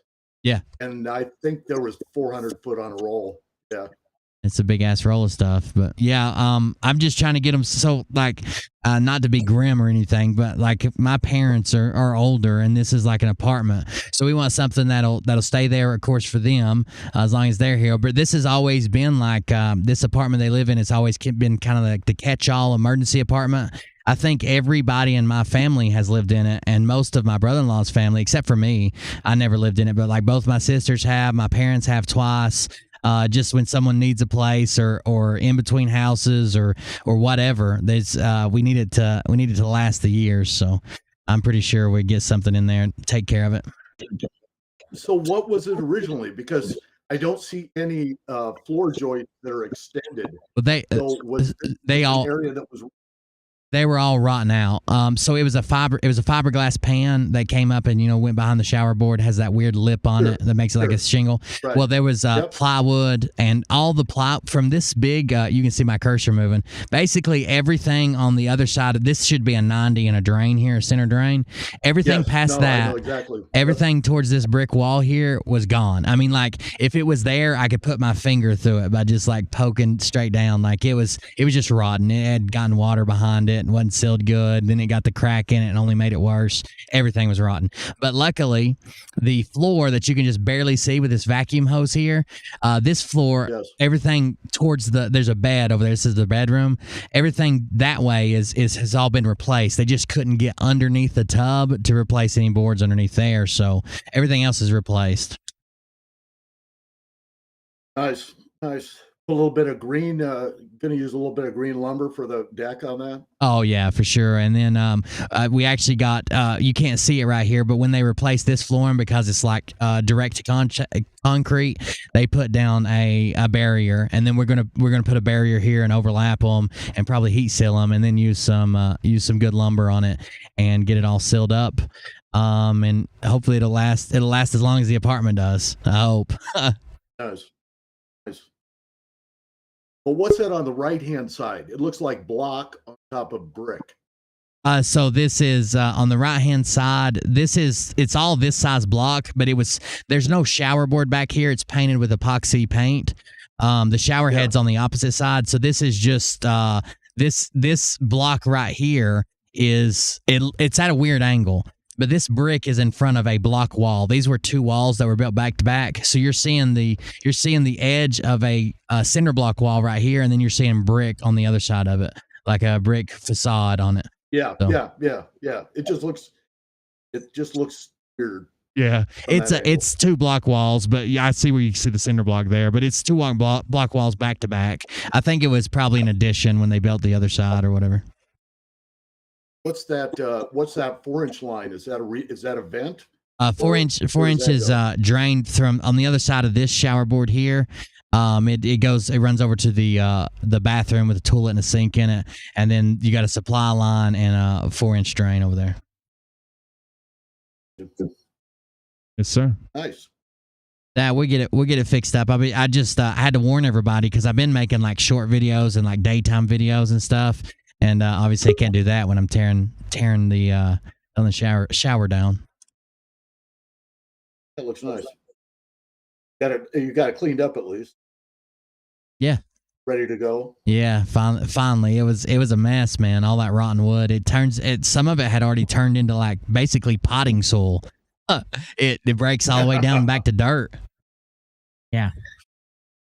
So is that plastic next to the plastic next to the drain for the shower. Is that your supply line for the? Line? It's a supply line for the. I think I can't remember if it runs to the sink or if it comes up and supplies one of them. Probably the toilet and the sink. I don't know where the hot water supply is, but the hot water heater's outside here in like its own little area with the fuse box. So it's probably got a direct. They probably teed off for the cold and ran a direct hot. Or maybe this could be the supply for the water heater. You're south. Yeah. You're down south, so you don't have to. Yeah. Yeah. So yeah, it's a supply line, drain line for the shower, and then a main drain for the other part of the bathroom. Gotcha. Okay. Well, I just need to make an appearance and let you guys go. Appreciate it, man. Thanks for coming by. I can't run off. It's my show, so I have to stay. No, well, there you have it. Hey, buddy. Lots of shower talk tonight, Sage. Did you figure that? That would be on the agenda. No, I had no idea. Well, I had no idea that your shower would be it's actually your parents' shower, but the shower would be the topic. But stuff, man. It's been my only topic today. I've been fucking covered up with that shit and making lists. This is what shower scenes are, but makes TikTok. So I'm just shocked that you're not doing your own little shower scene on TikToks. I'm gonna do one of those. What's the dance where I do it like in a chair, like facing backwards, and spread my legs, and then I pull that chain, and the bucket of water comes down on me. That's what I plan on doing. Well, I think it was Flash Dance. Was that what that was from? When it's over, that's what I'm gonna do. All right. Yeah. You big Flash Dance? You big Flash Dance fan, Sage? I'm not. But there was actually a scene in a Korean show about it. That's why I know. Just so you know.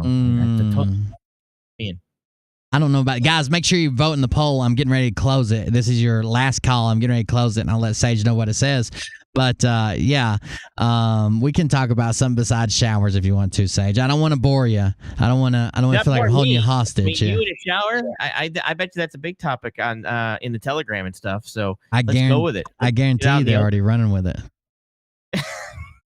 Can't wait to see the memes in the Telegram. Literally, Sage, everybody said conspiracy theory. It is 69% to 31% conspiracy theory. All right. We can play that game. Now it's 70-30. And we'll bring some people on.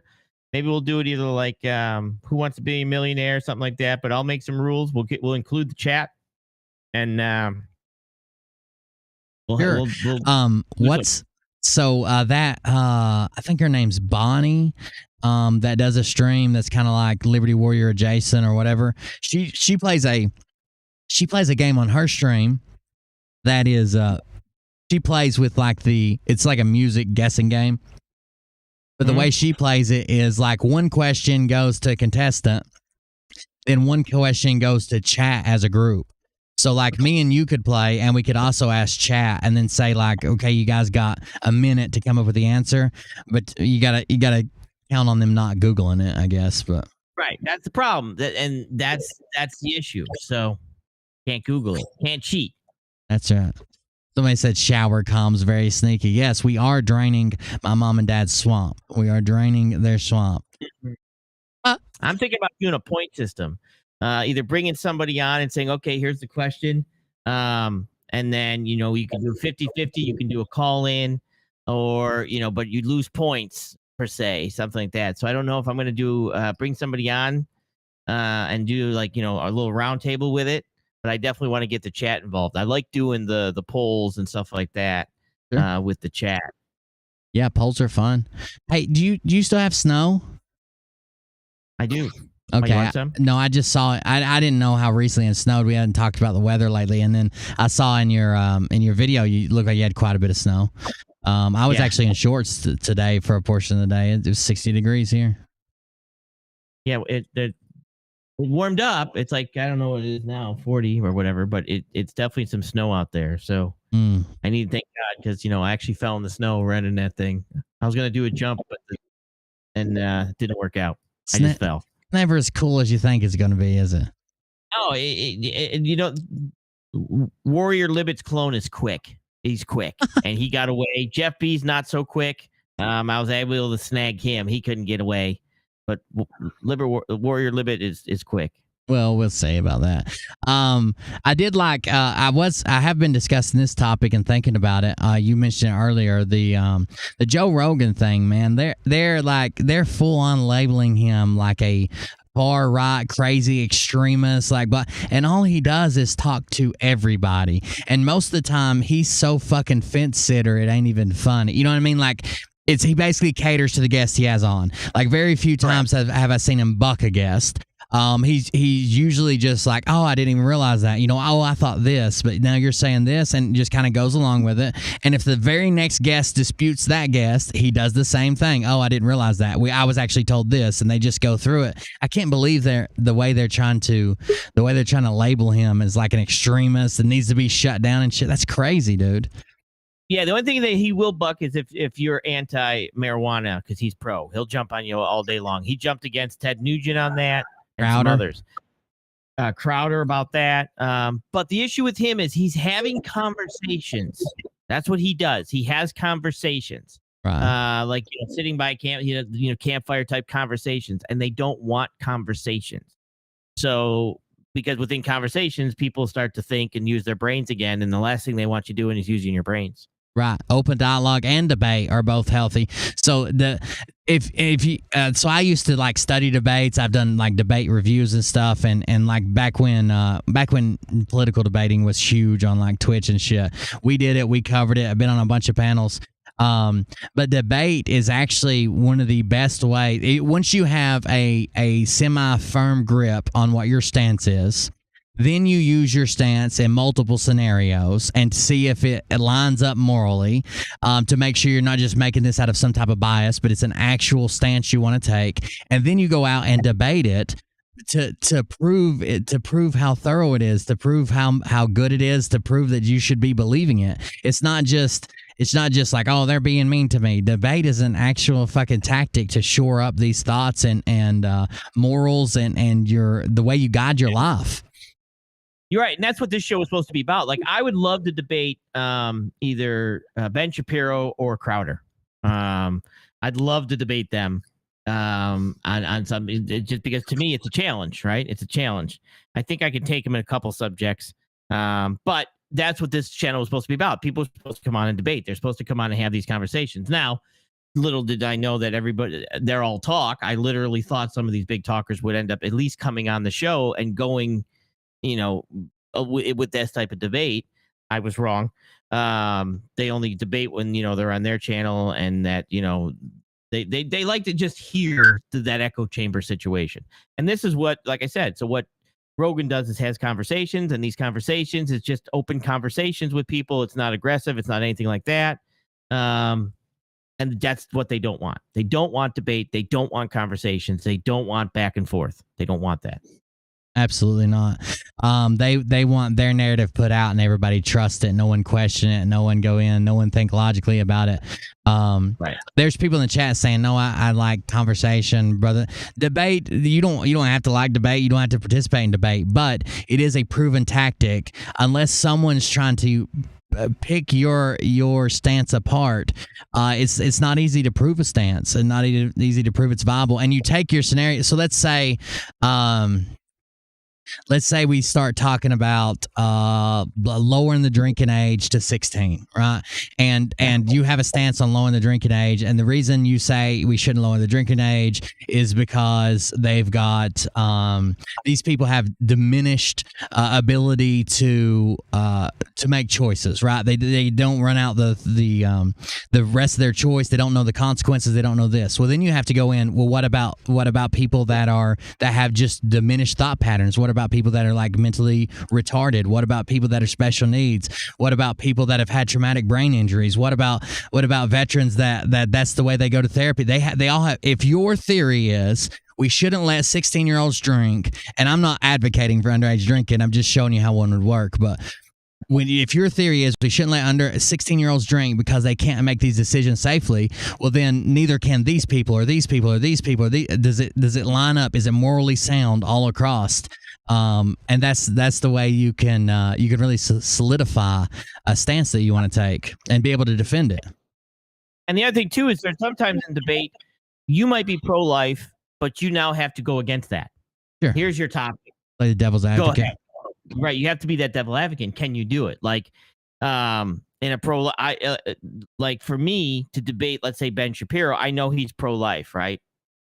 So I've worked. To me, that would be a topic I would like to debate him on. Not that I am pro-choice per se or pro-life, but I know what he is. So I just have to find a stance. And I think in regards to, can I argue against that pro-life situation, right? You know what I mean? It's things like that you might not be this. You might be pro-life, you might be pro-choice, but you're now thrown on the opposite side and say, go at it. Let's see what you can do.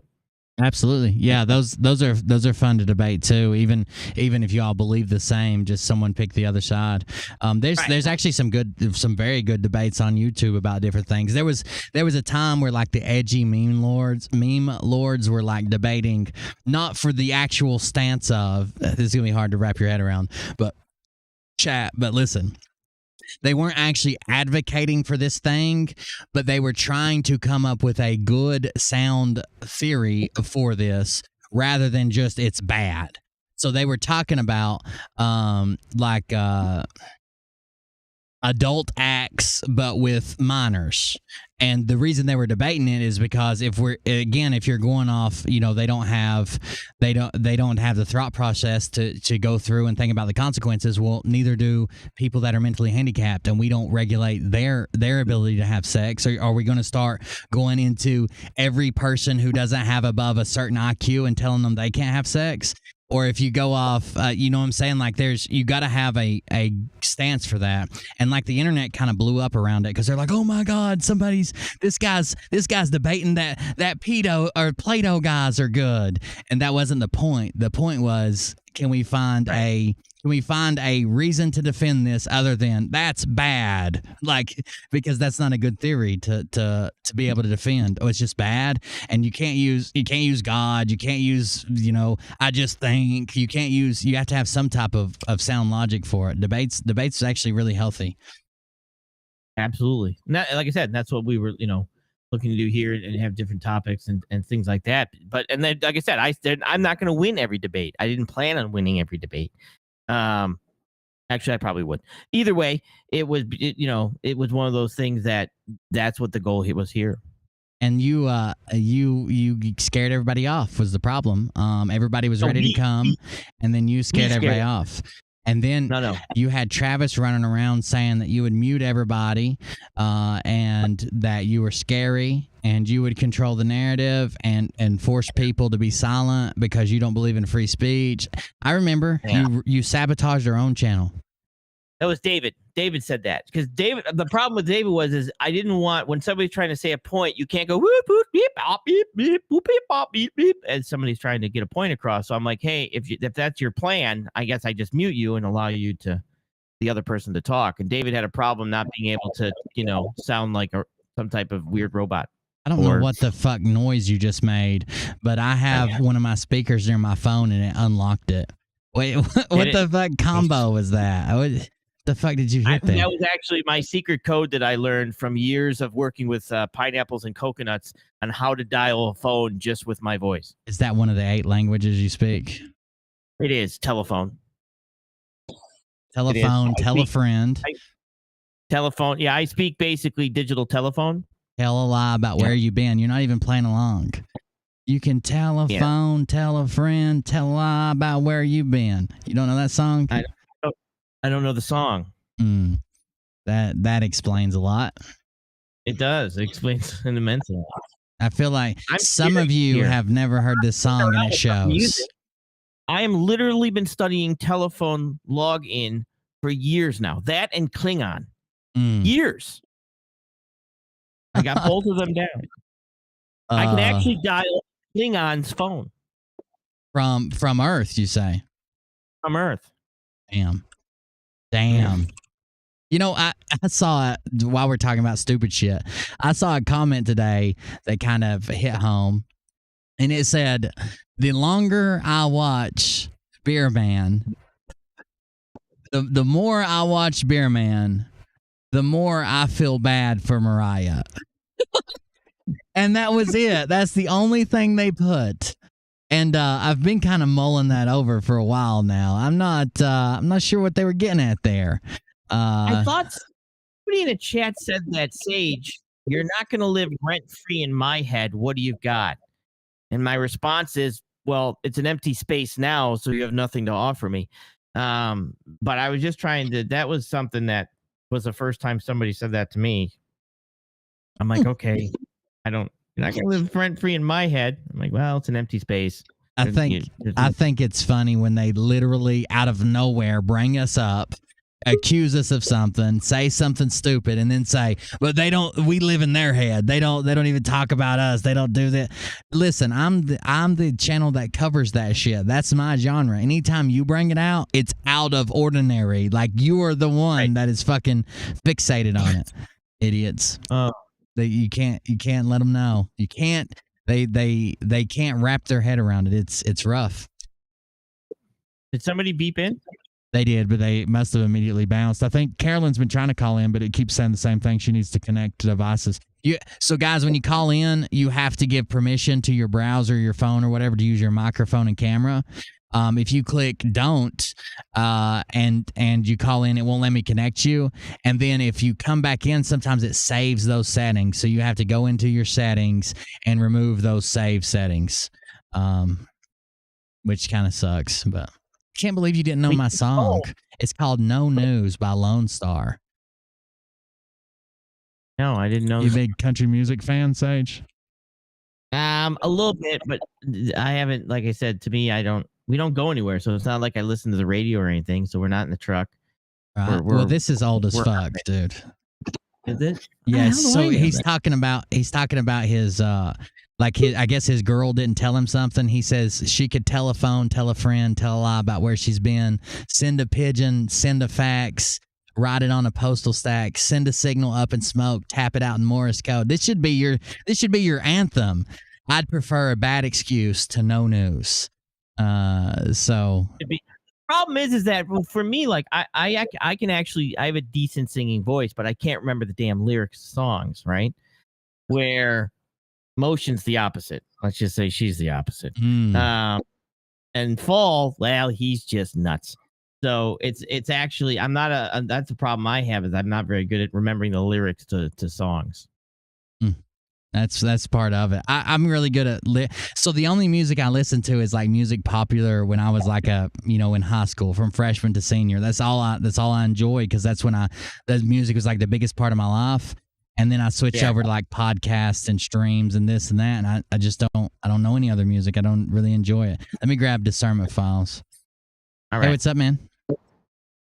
Hey, how you guys doing? Good. All right, how are you? Hey, I got a special report. Okay, let's hear it. This is intel. Oh Lord. Okay. Yeah. Big intel. Let's I hear just got it in from my source. Okay, so you guys ready? Okay, what is it? The satellites falling from space. Yeah. Bunches of them. It's probably gonna be catastrophic. Oh no. Yeah, Jeff and the Hubble. You know Mr. Hubble? Yes, Mr. Hubble. They call him Jeff B online, but his real name's Mr. Hubble. Yeah. That's his code name. Yeah, that's his code name. Makes sense, because he sees everything. Ooh, that's good. That's good. I did see where there's like there could be up to 40 satellites falling out of orbit. Yeah, that's actually, and I could be wrong, but I believe the magnetic field on the Earth rotates, right? The magnetic field. Yeah, constantly. They had a storm as well. Poles like every 12,000 years. It flips. And it flips, and I think it's in the process of flipping. And they're actually saying that this might be the issue in regards to some of those satellites falling out of the sky, is the magnetic poles switching. Oh shit. Now, my source told me it's artificial intelligence, and the Russians have a new thing that can generate solar flares. So this is no accident. Oh shit. There we go. This is the big one. You reckon this is going to hurt Elon Musk's pocketbook and his pride? I think, for sure. Yeah. Jesus. You could hit the subs. I'm glad. I think we ought to call Jeff B. I think to get a confirmation on this. Oh, I'm sure he's going to talk about it. I would rather not ever have to call Jeff B, but I'm sure he's going to speak about it soon.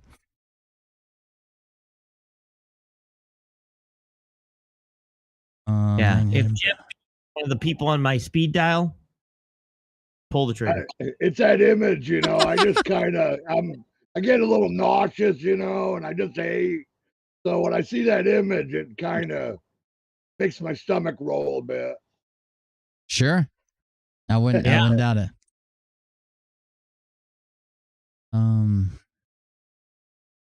Sorry, I was reading an article. I was reading about what kind of havoc is that going to wreak if the magnetic poles slip. It says that we're overdue. This is an article from back in 2021. It says it's been 780,000 years since this has happened, and some scientists say that the Earth's magnetic poles are long overdue to switch. Something odd is happening to Earth's magnetic field. Over the last 200 years, it's been slowly weakening and shifting its magnetic north pole, where a compass points, not to be confused with geographic north, from the Canadian Arctic towards Siberia. In recent decades, however, that slow shift south has quickened, reaching speeds upwards of 30 miles per year. Could we be on the brink of a geomagnetic reversal in which the magnetic north and south poles swap places? Jeez, that don't sound good. No. That's understood. Yeah, that's real. That's real. And also, there was a Carrington event where it fried all the telegraph lines way back when. So anytime it could put off a X flare, and if it was we took a direct hit, it would fry a lot of stuff. Yeah, well, there's a lot of doomsday scenarios. I mean, the fact that we could just a rock could hit us, and the fact it could take us out. There's literally dark comments that they can't see until it's fucking too late. We have like merely hours, and we'll just die in a cloud of dust. But it's kind of amazing that we're even here, to be honest with you. Like that we popped up out of nowhere. So I think we're on borrowed time. What I don't get though is what about this landing on asteroids that are hurling through space millions of miles away? I don't buy that. You? I don't know. I haven't. Are you saying that they're planning on doing it, or are you saying they did it? They've claimed they've done it. I haven't seen that. I don't know. I'd have to look into it. Yeah, they said they sent up a probe and landed on the asteroid as it hurls through space, took samples, and is on its way back. Well, I mean, hurling through space is relative to speed. You know, I mean, if you match speed, then it's not really hurling. It's like the people who say, you know, the Earth is spinning at 468,662 miles per hour. Well, not really. Technically it is, but it's really doing one revolution a day. And relative to its size, it just seems extremely fast, but it's actually slow. It takes us a whole fucking day to turn around. Did you imagine turning a baseball and using 24 hours to spin it around?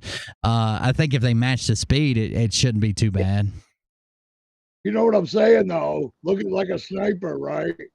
Shoots from a long distance, gonna be able to get the trajectory to be able to shoot out into space. That thing's moving and we're moving. I don't know. They make flight adjustments once they get something into space. They got thrusters and nose thrusters. They adjust the flight path all the time. They don't have to line it up perfectly from Earth, but they got to get in the general area, and then they have to make all the adjustments in flight. Yeah. Well, a good example is when they skydive and land right on the 50-yard line into a football stadium, right? Sure. From 15,000 feet, you know, I mean, that's pretty incredible. Yeah. I always like the sporting events of the flyovers and the skydivers. Those are pretty cool. Yeah. It wouldn't be me doing it, but I hear you. Yeah, I went to the Grand Canyon. I was supposed to be having a good time. Well, I was in for fear of my life the whole time because, believe me, you go there, there's no guardrails or nothing. You fall off the edge, you're dead. That's just it, huh? You're just in the canyon. It's a mile down. Yeah. You're not going to survive it. I used to do windmills and cell phone towers. Like I'm not scared of heights, but Mariah's terrified of heights. So I kind of see how she experienced it. You scared of heights, Sage? Yes. Not really the height portion, the falling portion. Yeah. Got to get over that. Those Newton's laws are a bitch, that's for sure. I hear you. I mean, it depends too. Like if I'm just climbing a ladder, I can keep climbing, right? Because I can hold on to the ladder, stuff like that. It's, I couldn't be one of those guys that were building this, the skyscrapers in New York City, walking across. Nope, not it. Sure. Yeah, hanging iron and stuff. I used to hang iron. Climbing iron is different than just about anything else. Windmills are weird. So a lot of the windmills you put together, you have to like flip out over the nose cone to unhook the rigging when you fly the blades up. There's a bunch of weird stuff you have to do with it. Bunch of stuff people won't do, but you get paid a lot of money to do it. Do you? Yeah. Not me. All right, Discernment Files. I'm gonna grab the next person. You got anything? Before you go, brother? No, y'all take care. I appreciate you calling in with the topics. I appreciate it, man. Have a good one. All right. Let's see what Free Rebel has to say. I guess Free Rebel, what's up? Can you hear me? Maybe not. We'll. Can you hear me? Yeah, I can hear you now. Okay, cool. Sorry, I was on a different screen. A couple things. One, thanks for having me on. I do appreciate it. Doggone, this is the Sage. I was watching one of your shows the other day when he's talking about the truckers and how, they're doing the right thing by protesting, but yet how they're going to cause a backlog on shipments because they're not doing their jobs pretty much. Right. That was a very interesting point because it's like, because I don't say I'm on the fence on that because you're like, somebody needs to stand up, but at what cost? Right. And my point of this too is so everybody understands is that and everybody's like, well, they're not delivering freight. A loaded truck means nothing to me, right? He's loaded. He's no longer important. I need empty trucks to haul my freight. So that empty truck is actually more important than that loaded truck. I need more empty trucks to keep moving, to keep freight moving. And the issue is that and we were talking about this earlier, is we're at a point now where we have to make a decision. If you're going to stop the flow of traffic and you stop the flow of of logistics, that's an act of war, right? If China stopped the flow of logistics into our country, that would be an act of war. You are now literally stopping the flow of logistics within a country. So, and my point is this is by definition, what is your definition of domestic terrorist? Right? Now you can't say, okay, well, but we're trying to do it for a cause. Well, everybody thinks they have a cause. What's your cause? And when the cause now affects a lot of other people and you're deciding that you're going to be the one to decide that factor, who put you in charge? Who put you in charge to stop the flow of goods to the American citizens? Did I be right in that? Did anybody come to me and say, hey, we're all going to do this and we're going to do this for your benefit. We're going to stop the flow of goods to you and to your parents and to your grandparents. Who made that? Who allowed that decision? Like at what point? So even though you think you're doing something good, the decision that you're making to do that and park a truck and block a bridge and do stuff like that, you've now made decisions for millions of people because technically and remember, the true reason they're doing it is because they can no longer make money going across that bridge and coming back. It wasn't for the mandates. It was because the mandate now affected them. So I think that Canada had a much more valid reason. But when we're talking about the U.S., first of all, the blocking the road thing really blows my mind because these are the same people like freaking out when fucking BLM would block a road, and they were like, I'm not stopping, I'm running people down, I'll kill them all, I'll do this, I'll do that. And then do you think these people that are screaming, yep, shut them down, we're done, we support you, shut them all down, will do the same thing when like one of their loved ones dies of starvation or doesn't have the medicine they need to survive or can't get somewhere in an ambulance, or I don't know, man. That's a tough call. Hey, you want to see something funny? Wait till all these Karens stop getting their Amazon packages. You want to see some bitching going on then? For sure. Yeah. Wait till Hey, Fall stops getting his Amazon packages. You want to see some bitching? You're going to see some bitching when Fall doesn't get it. Go ahead. But I know I hit on a button on that one because that one made me think. Another one is for conspiracy theory. I've watched in Seeker of Truth, his special on Charlie Ward. Yeah. You know what I'm talking about? Yeah. Yep. Yeah. Okay. Just want to make sure because I know some of y'all said, taught with them and stuff. Anyway, my conspiracy theory is that Charlie Ward and Jeff B are the same person. Oh no. They talk about the same thing. They get their sources from the same place, which to me, I think they just go in the bathroom and look in the mirror and just talk to themselves. And it's like, yeah, that sounds good. I'll say that. Yeah, that's something we can run with. I'm actually on Griftbusters with him. I'm good friends with him, so yeah, we could probably even have him that's come where on and give us guys at. I couldn't think of the show. Yeah, we give him to testify for us. We could swear him in and everything. Yeah. Right. That's a good anyway, conspiracy theory. I don't want to take up too much of your time. I know me coming on becoming a chat member was a little rough because of what happened. But all I got to say about that, with that whole thing, I caught in at the tail end of everybody, getting mad at everybody, and I just ended up where I ended up. Yeah, it's all good, man. I appreciate it. But anyway, thanks for having me on. You guys rock. Yeah, man. Absolutely. Have a good night. Coming on. All right, goodbye. So Sage, I actually took a note. I remember what I was going to say earlier, and I forgot. And they just kind Hold of on one second. Hey, Brad, click the link. If you're going to tell me I'm wrong in chat, click the link. Go ahead. So you know how they're all freaking out over Jeff Riddle and his, what happened to him? Yeah. Do you know that it has been, hold on just a second, I'll look. It has been quite a long time. I'm not sure how long, but let me look. That I actually warned Liberty Warrior and told him to tell all of his side channels, associated channels, or whatever that channels were doing this to get people removed from YouTube, that they would show a picture or a video of, like, a lot of times it was like a black dude or somebody, and then all of a sudden it would switch to like hardcore, nude video. And I warned him about it, and he's like, "Oh, thanks for the help. Thanks for letting me know. I'll make sure I tell everybody," because I was telling him, like, you need to leave those person, watch their video feed and leave them for a while. They can still screw you. But if it's somebody you don't know, you have to make that call. And then I guess he didn't warn anybody. I don't know.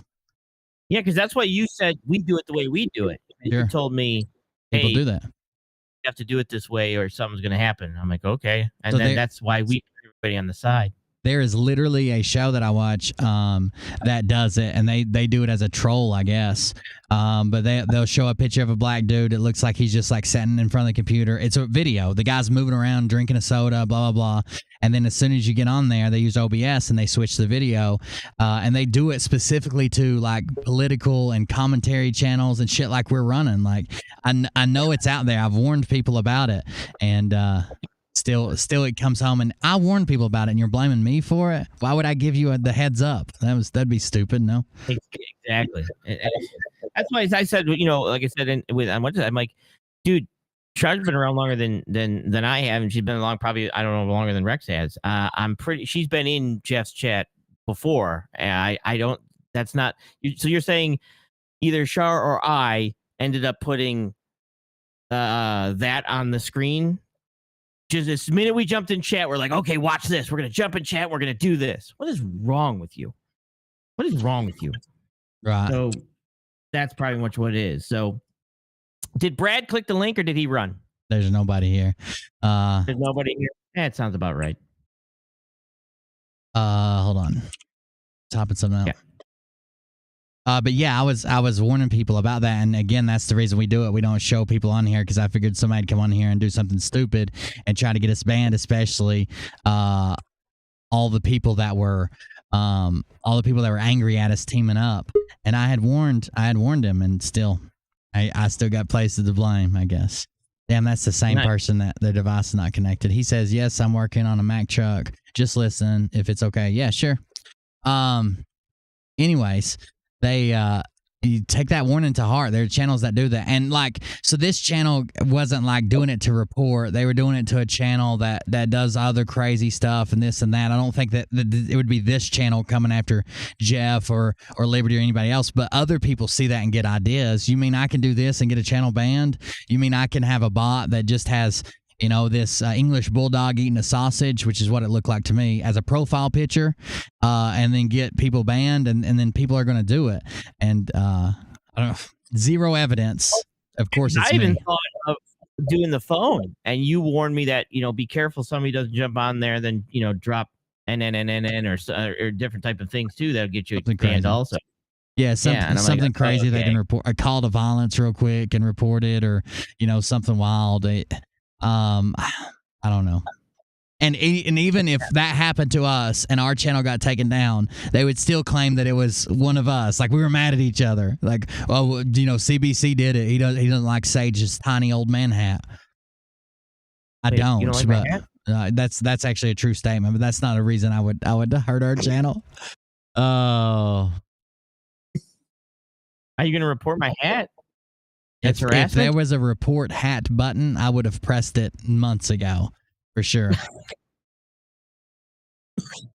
I can't believe Mr. Potato Head's no longer on your shelf. What's on your shelf behind you now, Sage? Well, I don't know. It's green screen now, but let's see. On my other shelf there, I've got, let's see, my anonymous mask and my helmet. I got another helmet too. I dressed up. I'm going to be wearing that one too. You wait till you see that helmet. I've got some. You're gonna have to step up your game. I just know that. So it's gonna be a good time. Mm. Where the hell is Brad? We both got Brad Barton.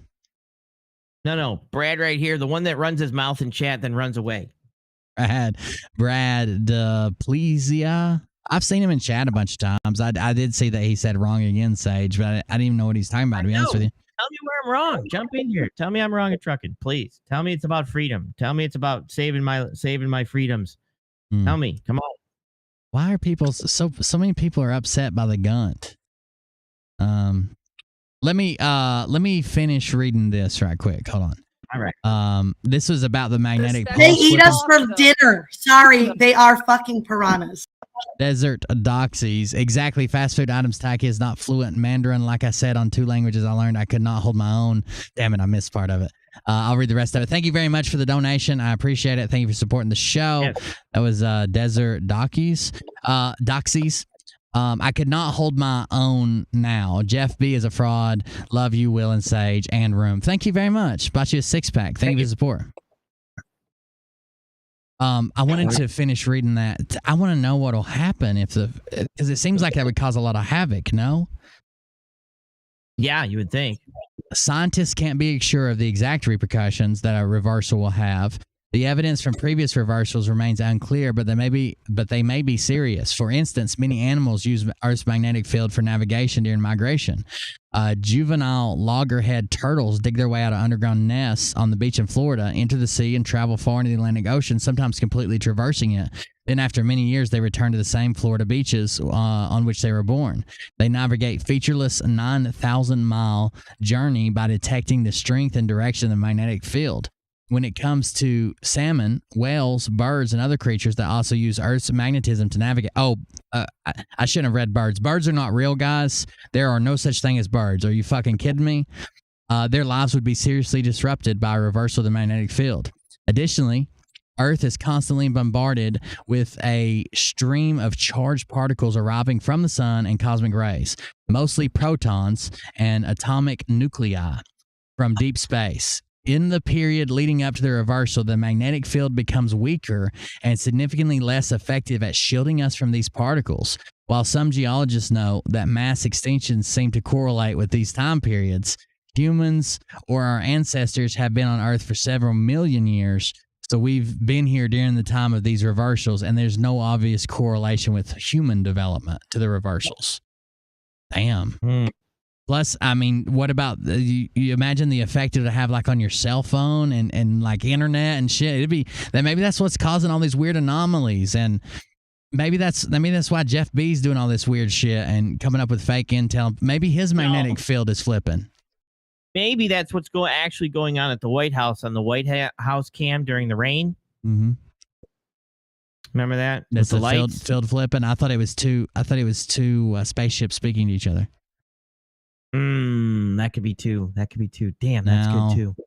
You gotta stay on top of that. If two spaceships are speaking to each other, you think they can fly, hover, orbit space, travel millions of light years, and they have to flash light? That somebody's hanging out the goddamn window with a flashlight, and that's their radio system. Jesus fucking Christ, you idiots! But anyways, yeah, maybe that was the magnetic field flipping. It's always a reflection. Maybe it's actually a battle of spaceships fighting just above the White House. Now that makes sense.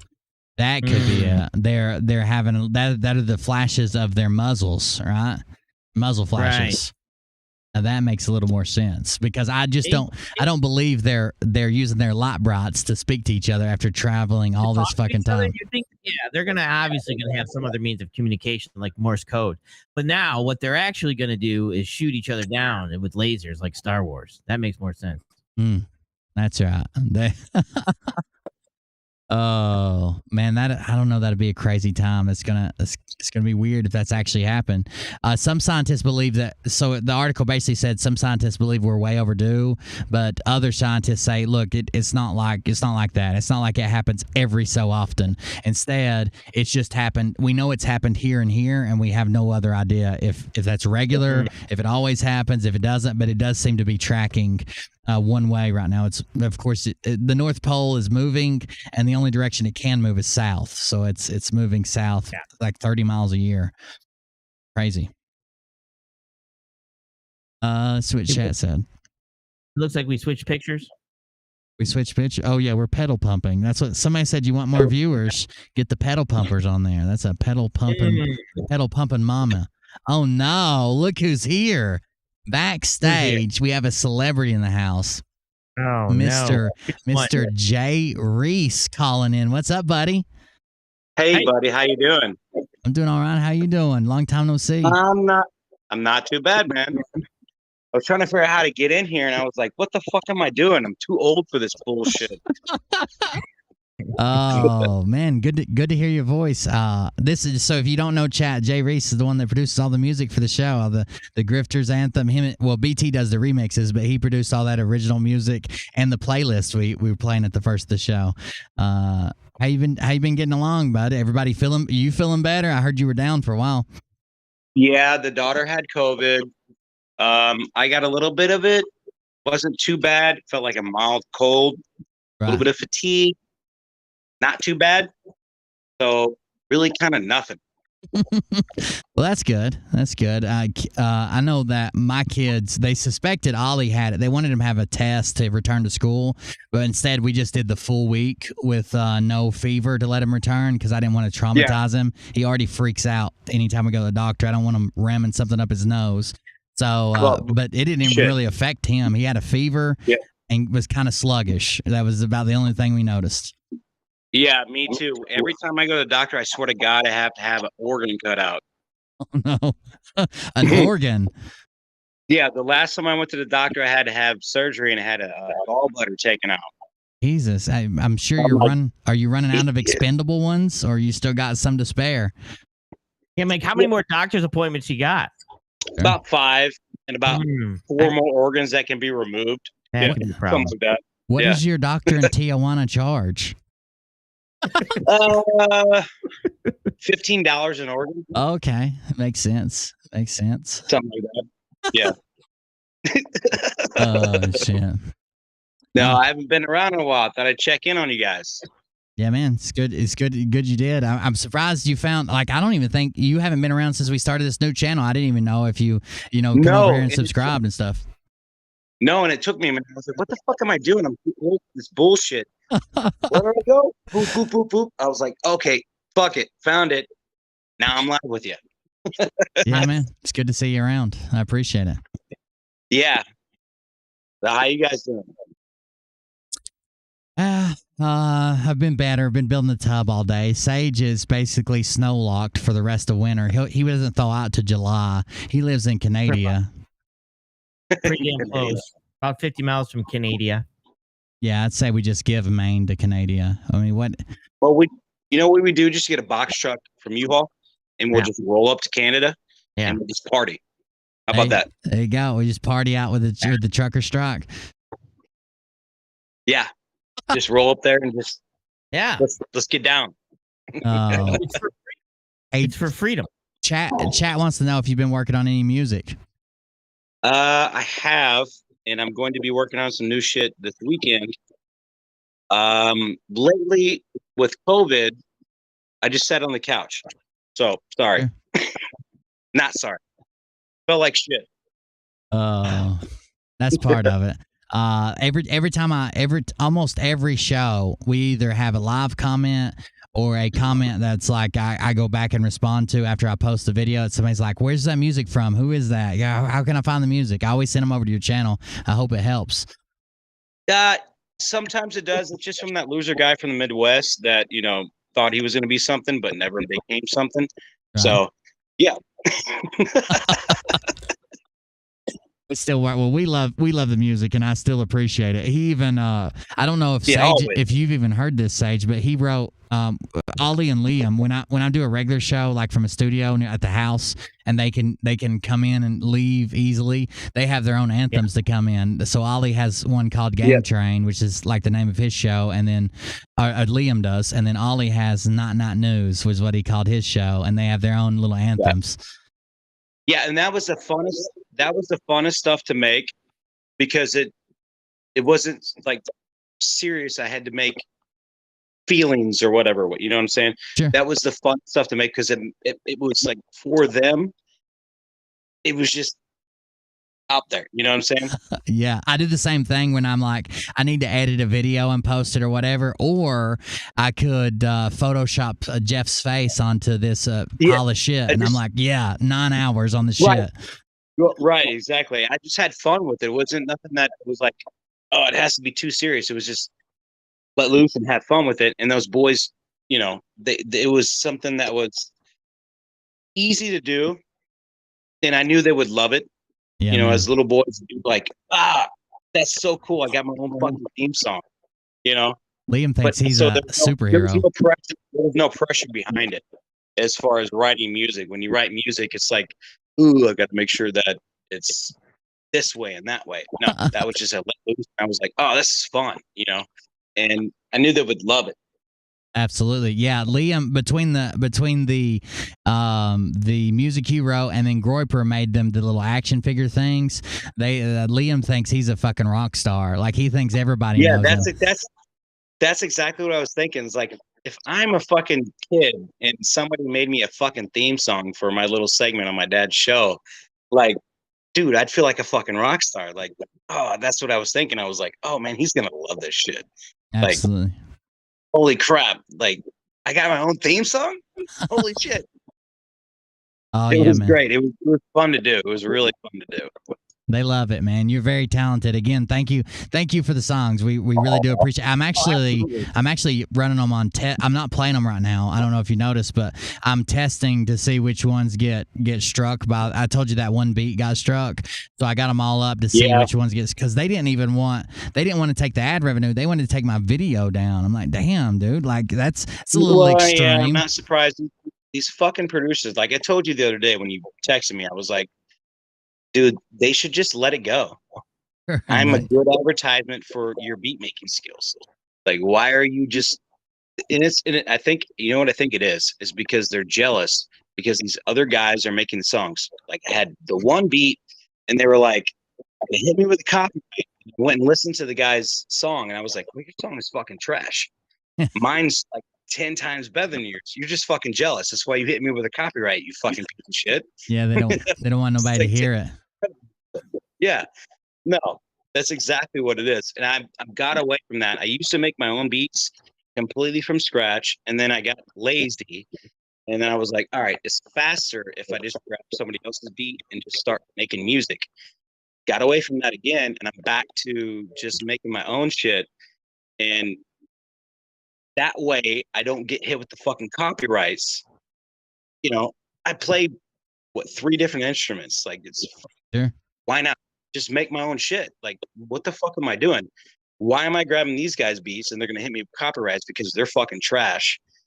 Just grab my own shit, do my own shit, make my own shit, and then you all can fucking suck my ass.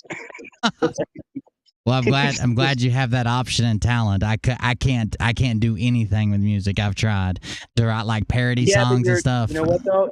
You're entertaining. You're a great podcaster, so you got that going. So Yeah. this is, I mean, you hooked me in. So there you go. Plus, I got Sage to beat up on, so that's always good. Yeah, Yeah. on that guy. Yeah. And now I have not been absent. I've been in the background. I've just not been commenting and not involved in any shit. Just been in the background, just chilling, laying low. Had a lot of shit going on personally, but just been laying down in the background and just watching what's going on with you guys. But yeah, you're a great podcaster. You're entertaining. This is what you do. It's entertaining as fuck. So, but Yeah, man, I appreciate it. you need some shit done, music, whatever, whatnot. Buried. Yeah, man, appreciate you calling in. Appreciate you coming on. Thanks. It was good to see you again. Yep. You guys have a good night. And I'm going to hop off here and do the old man thing and just sit on the couch. Yes, sir. We'll see you on the next one, man. Thanks for calling in. Yeah, thanks so much. Nice meeting You you. guys have a good night. All right. Have a good one, bud. See you.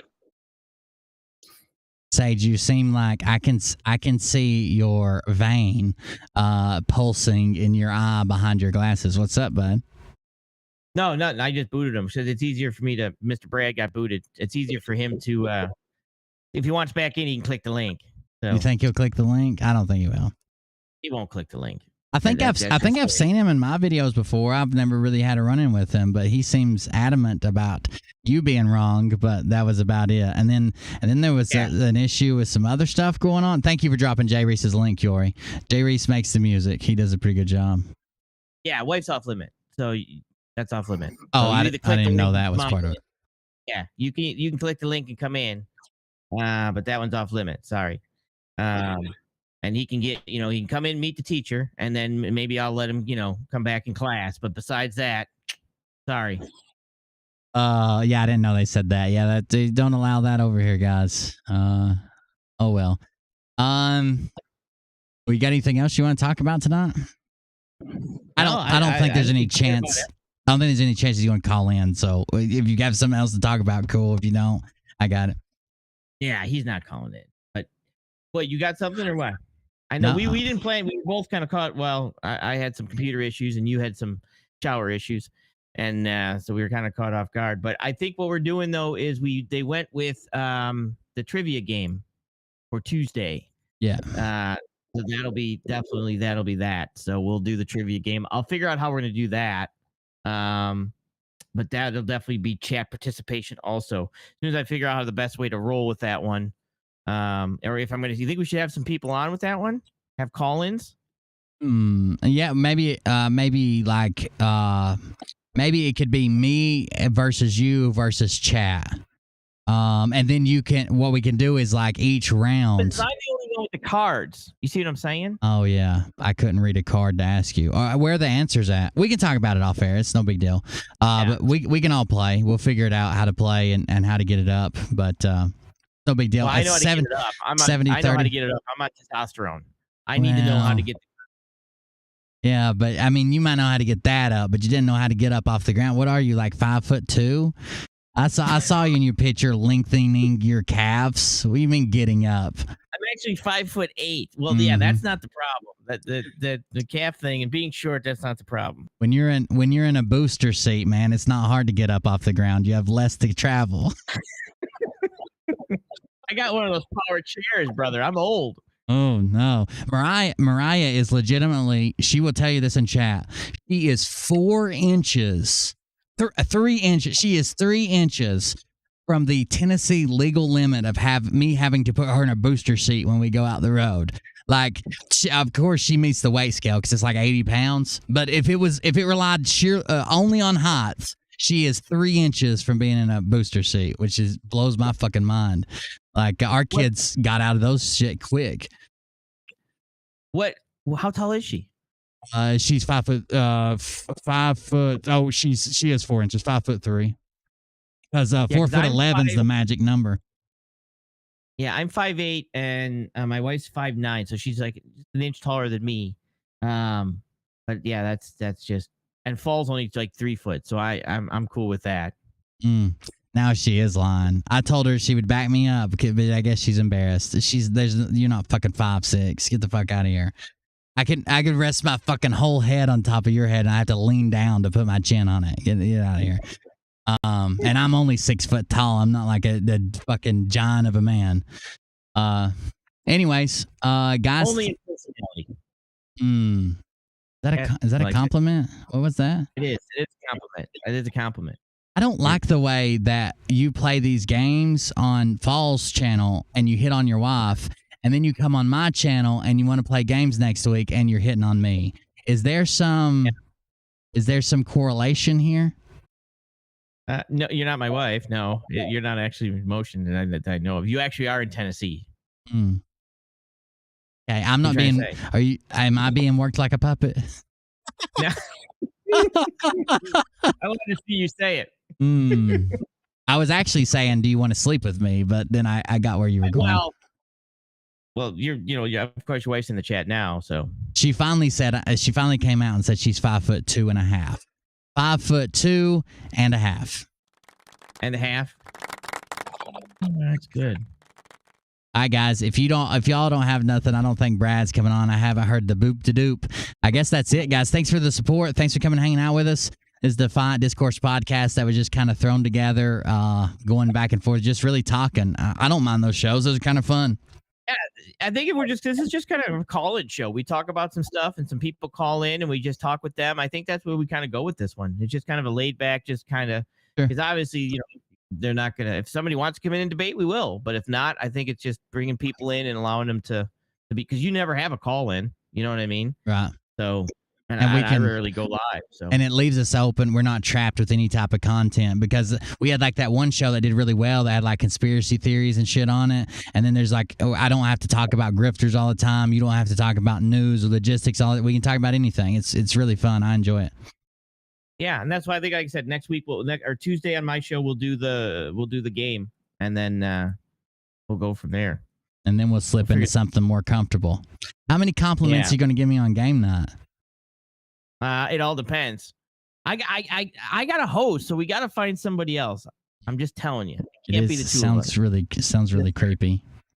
We need a third. Yeah. If there is a question that involves the word thick and you correlate that to me, Sage, it's gonna get nasty. I'm telling you. Mm-hmm. All right, guys. Thank you for joining us. I appreciate it. Thank you for the support. We had a couple donations come in. I appreciate it. Right at the end. That's Jay back. What's up, Jay? Hey, I just want to say, let's go, Brandon. There you go. I'm booting him, Sage. No, thank you for calling in. You got to end it like that. Let's go, Brandon. That's appreciate it, brother. You guys have a good night. Have a good one. You too. Thank you. He just remembered. But yeah, thank you guys for the support. Thank you for coming on. I appreciate it. Thanks for hanging out with us, Sage. Chat. I'll see you later. If you need me, hit me up, and we'll see you on the next one. Have a good night. Absolutely. You want to say "Let's go, Brandon"? Sage. No, he already said it. I wanted to leave him saying it, but you already said it. So now he has to say come back in to be able to no, say it. So I want to say it. It's not his show. He's got his own show where he does music or something. Who is that guy? Anyways, let's go, Brandon.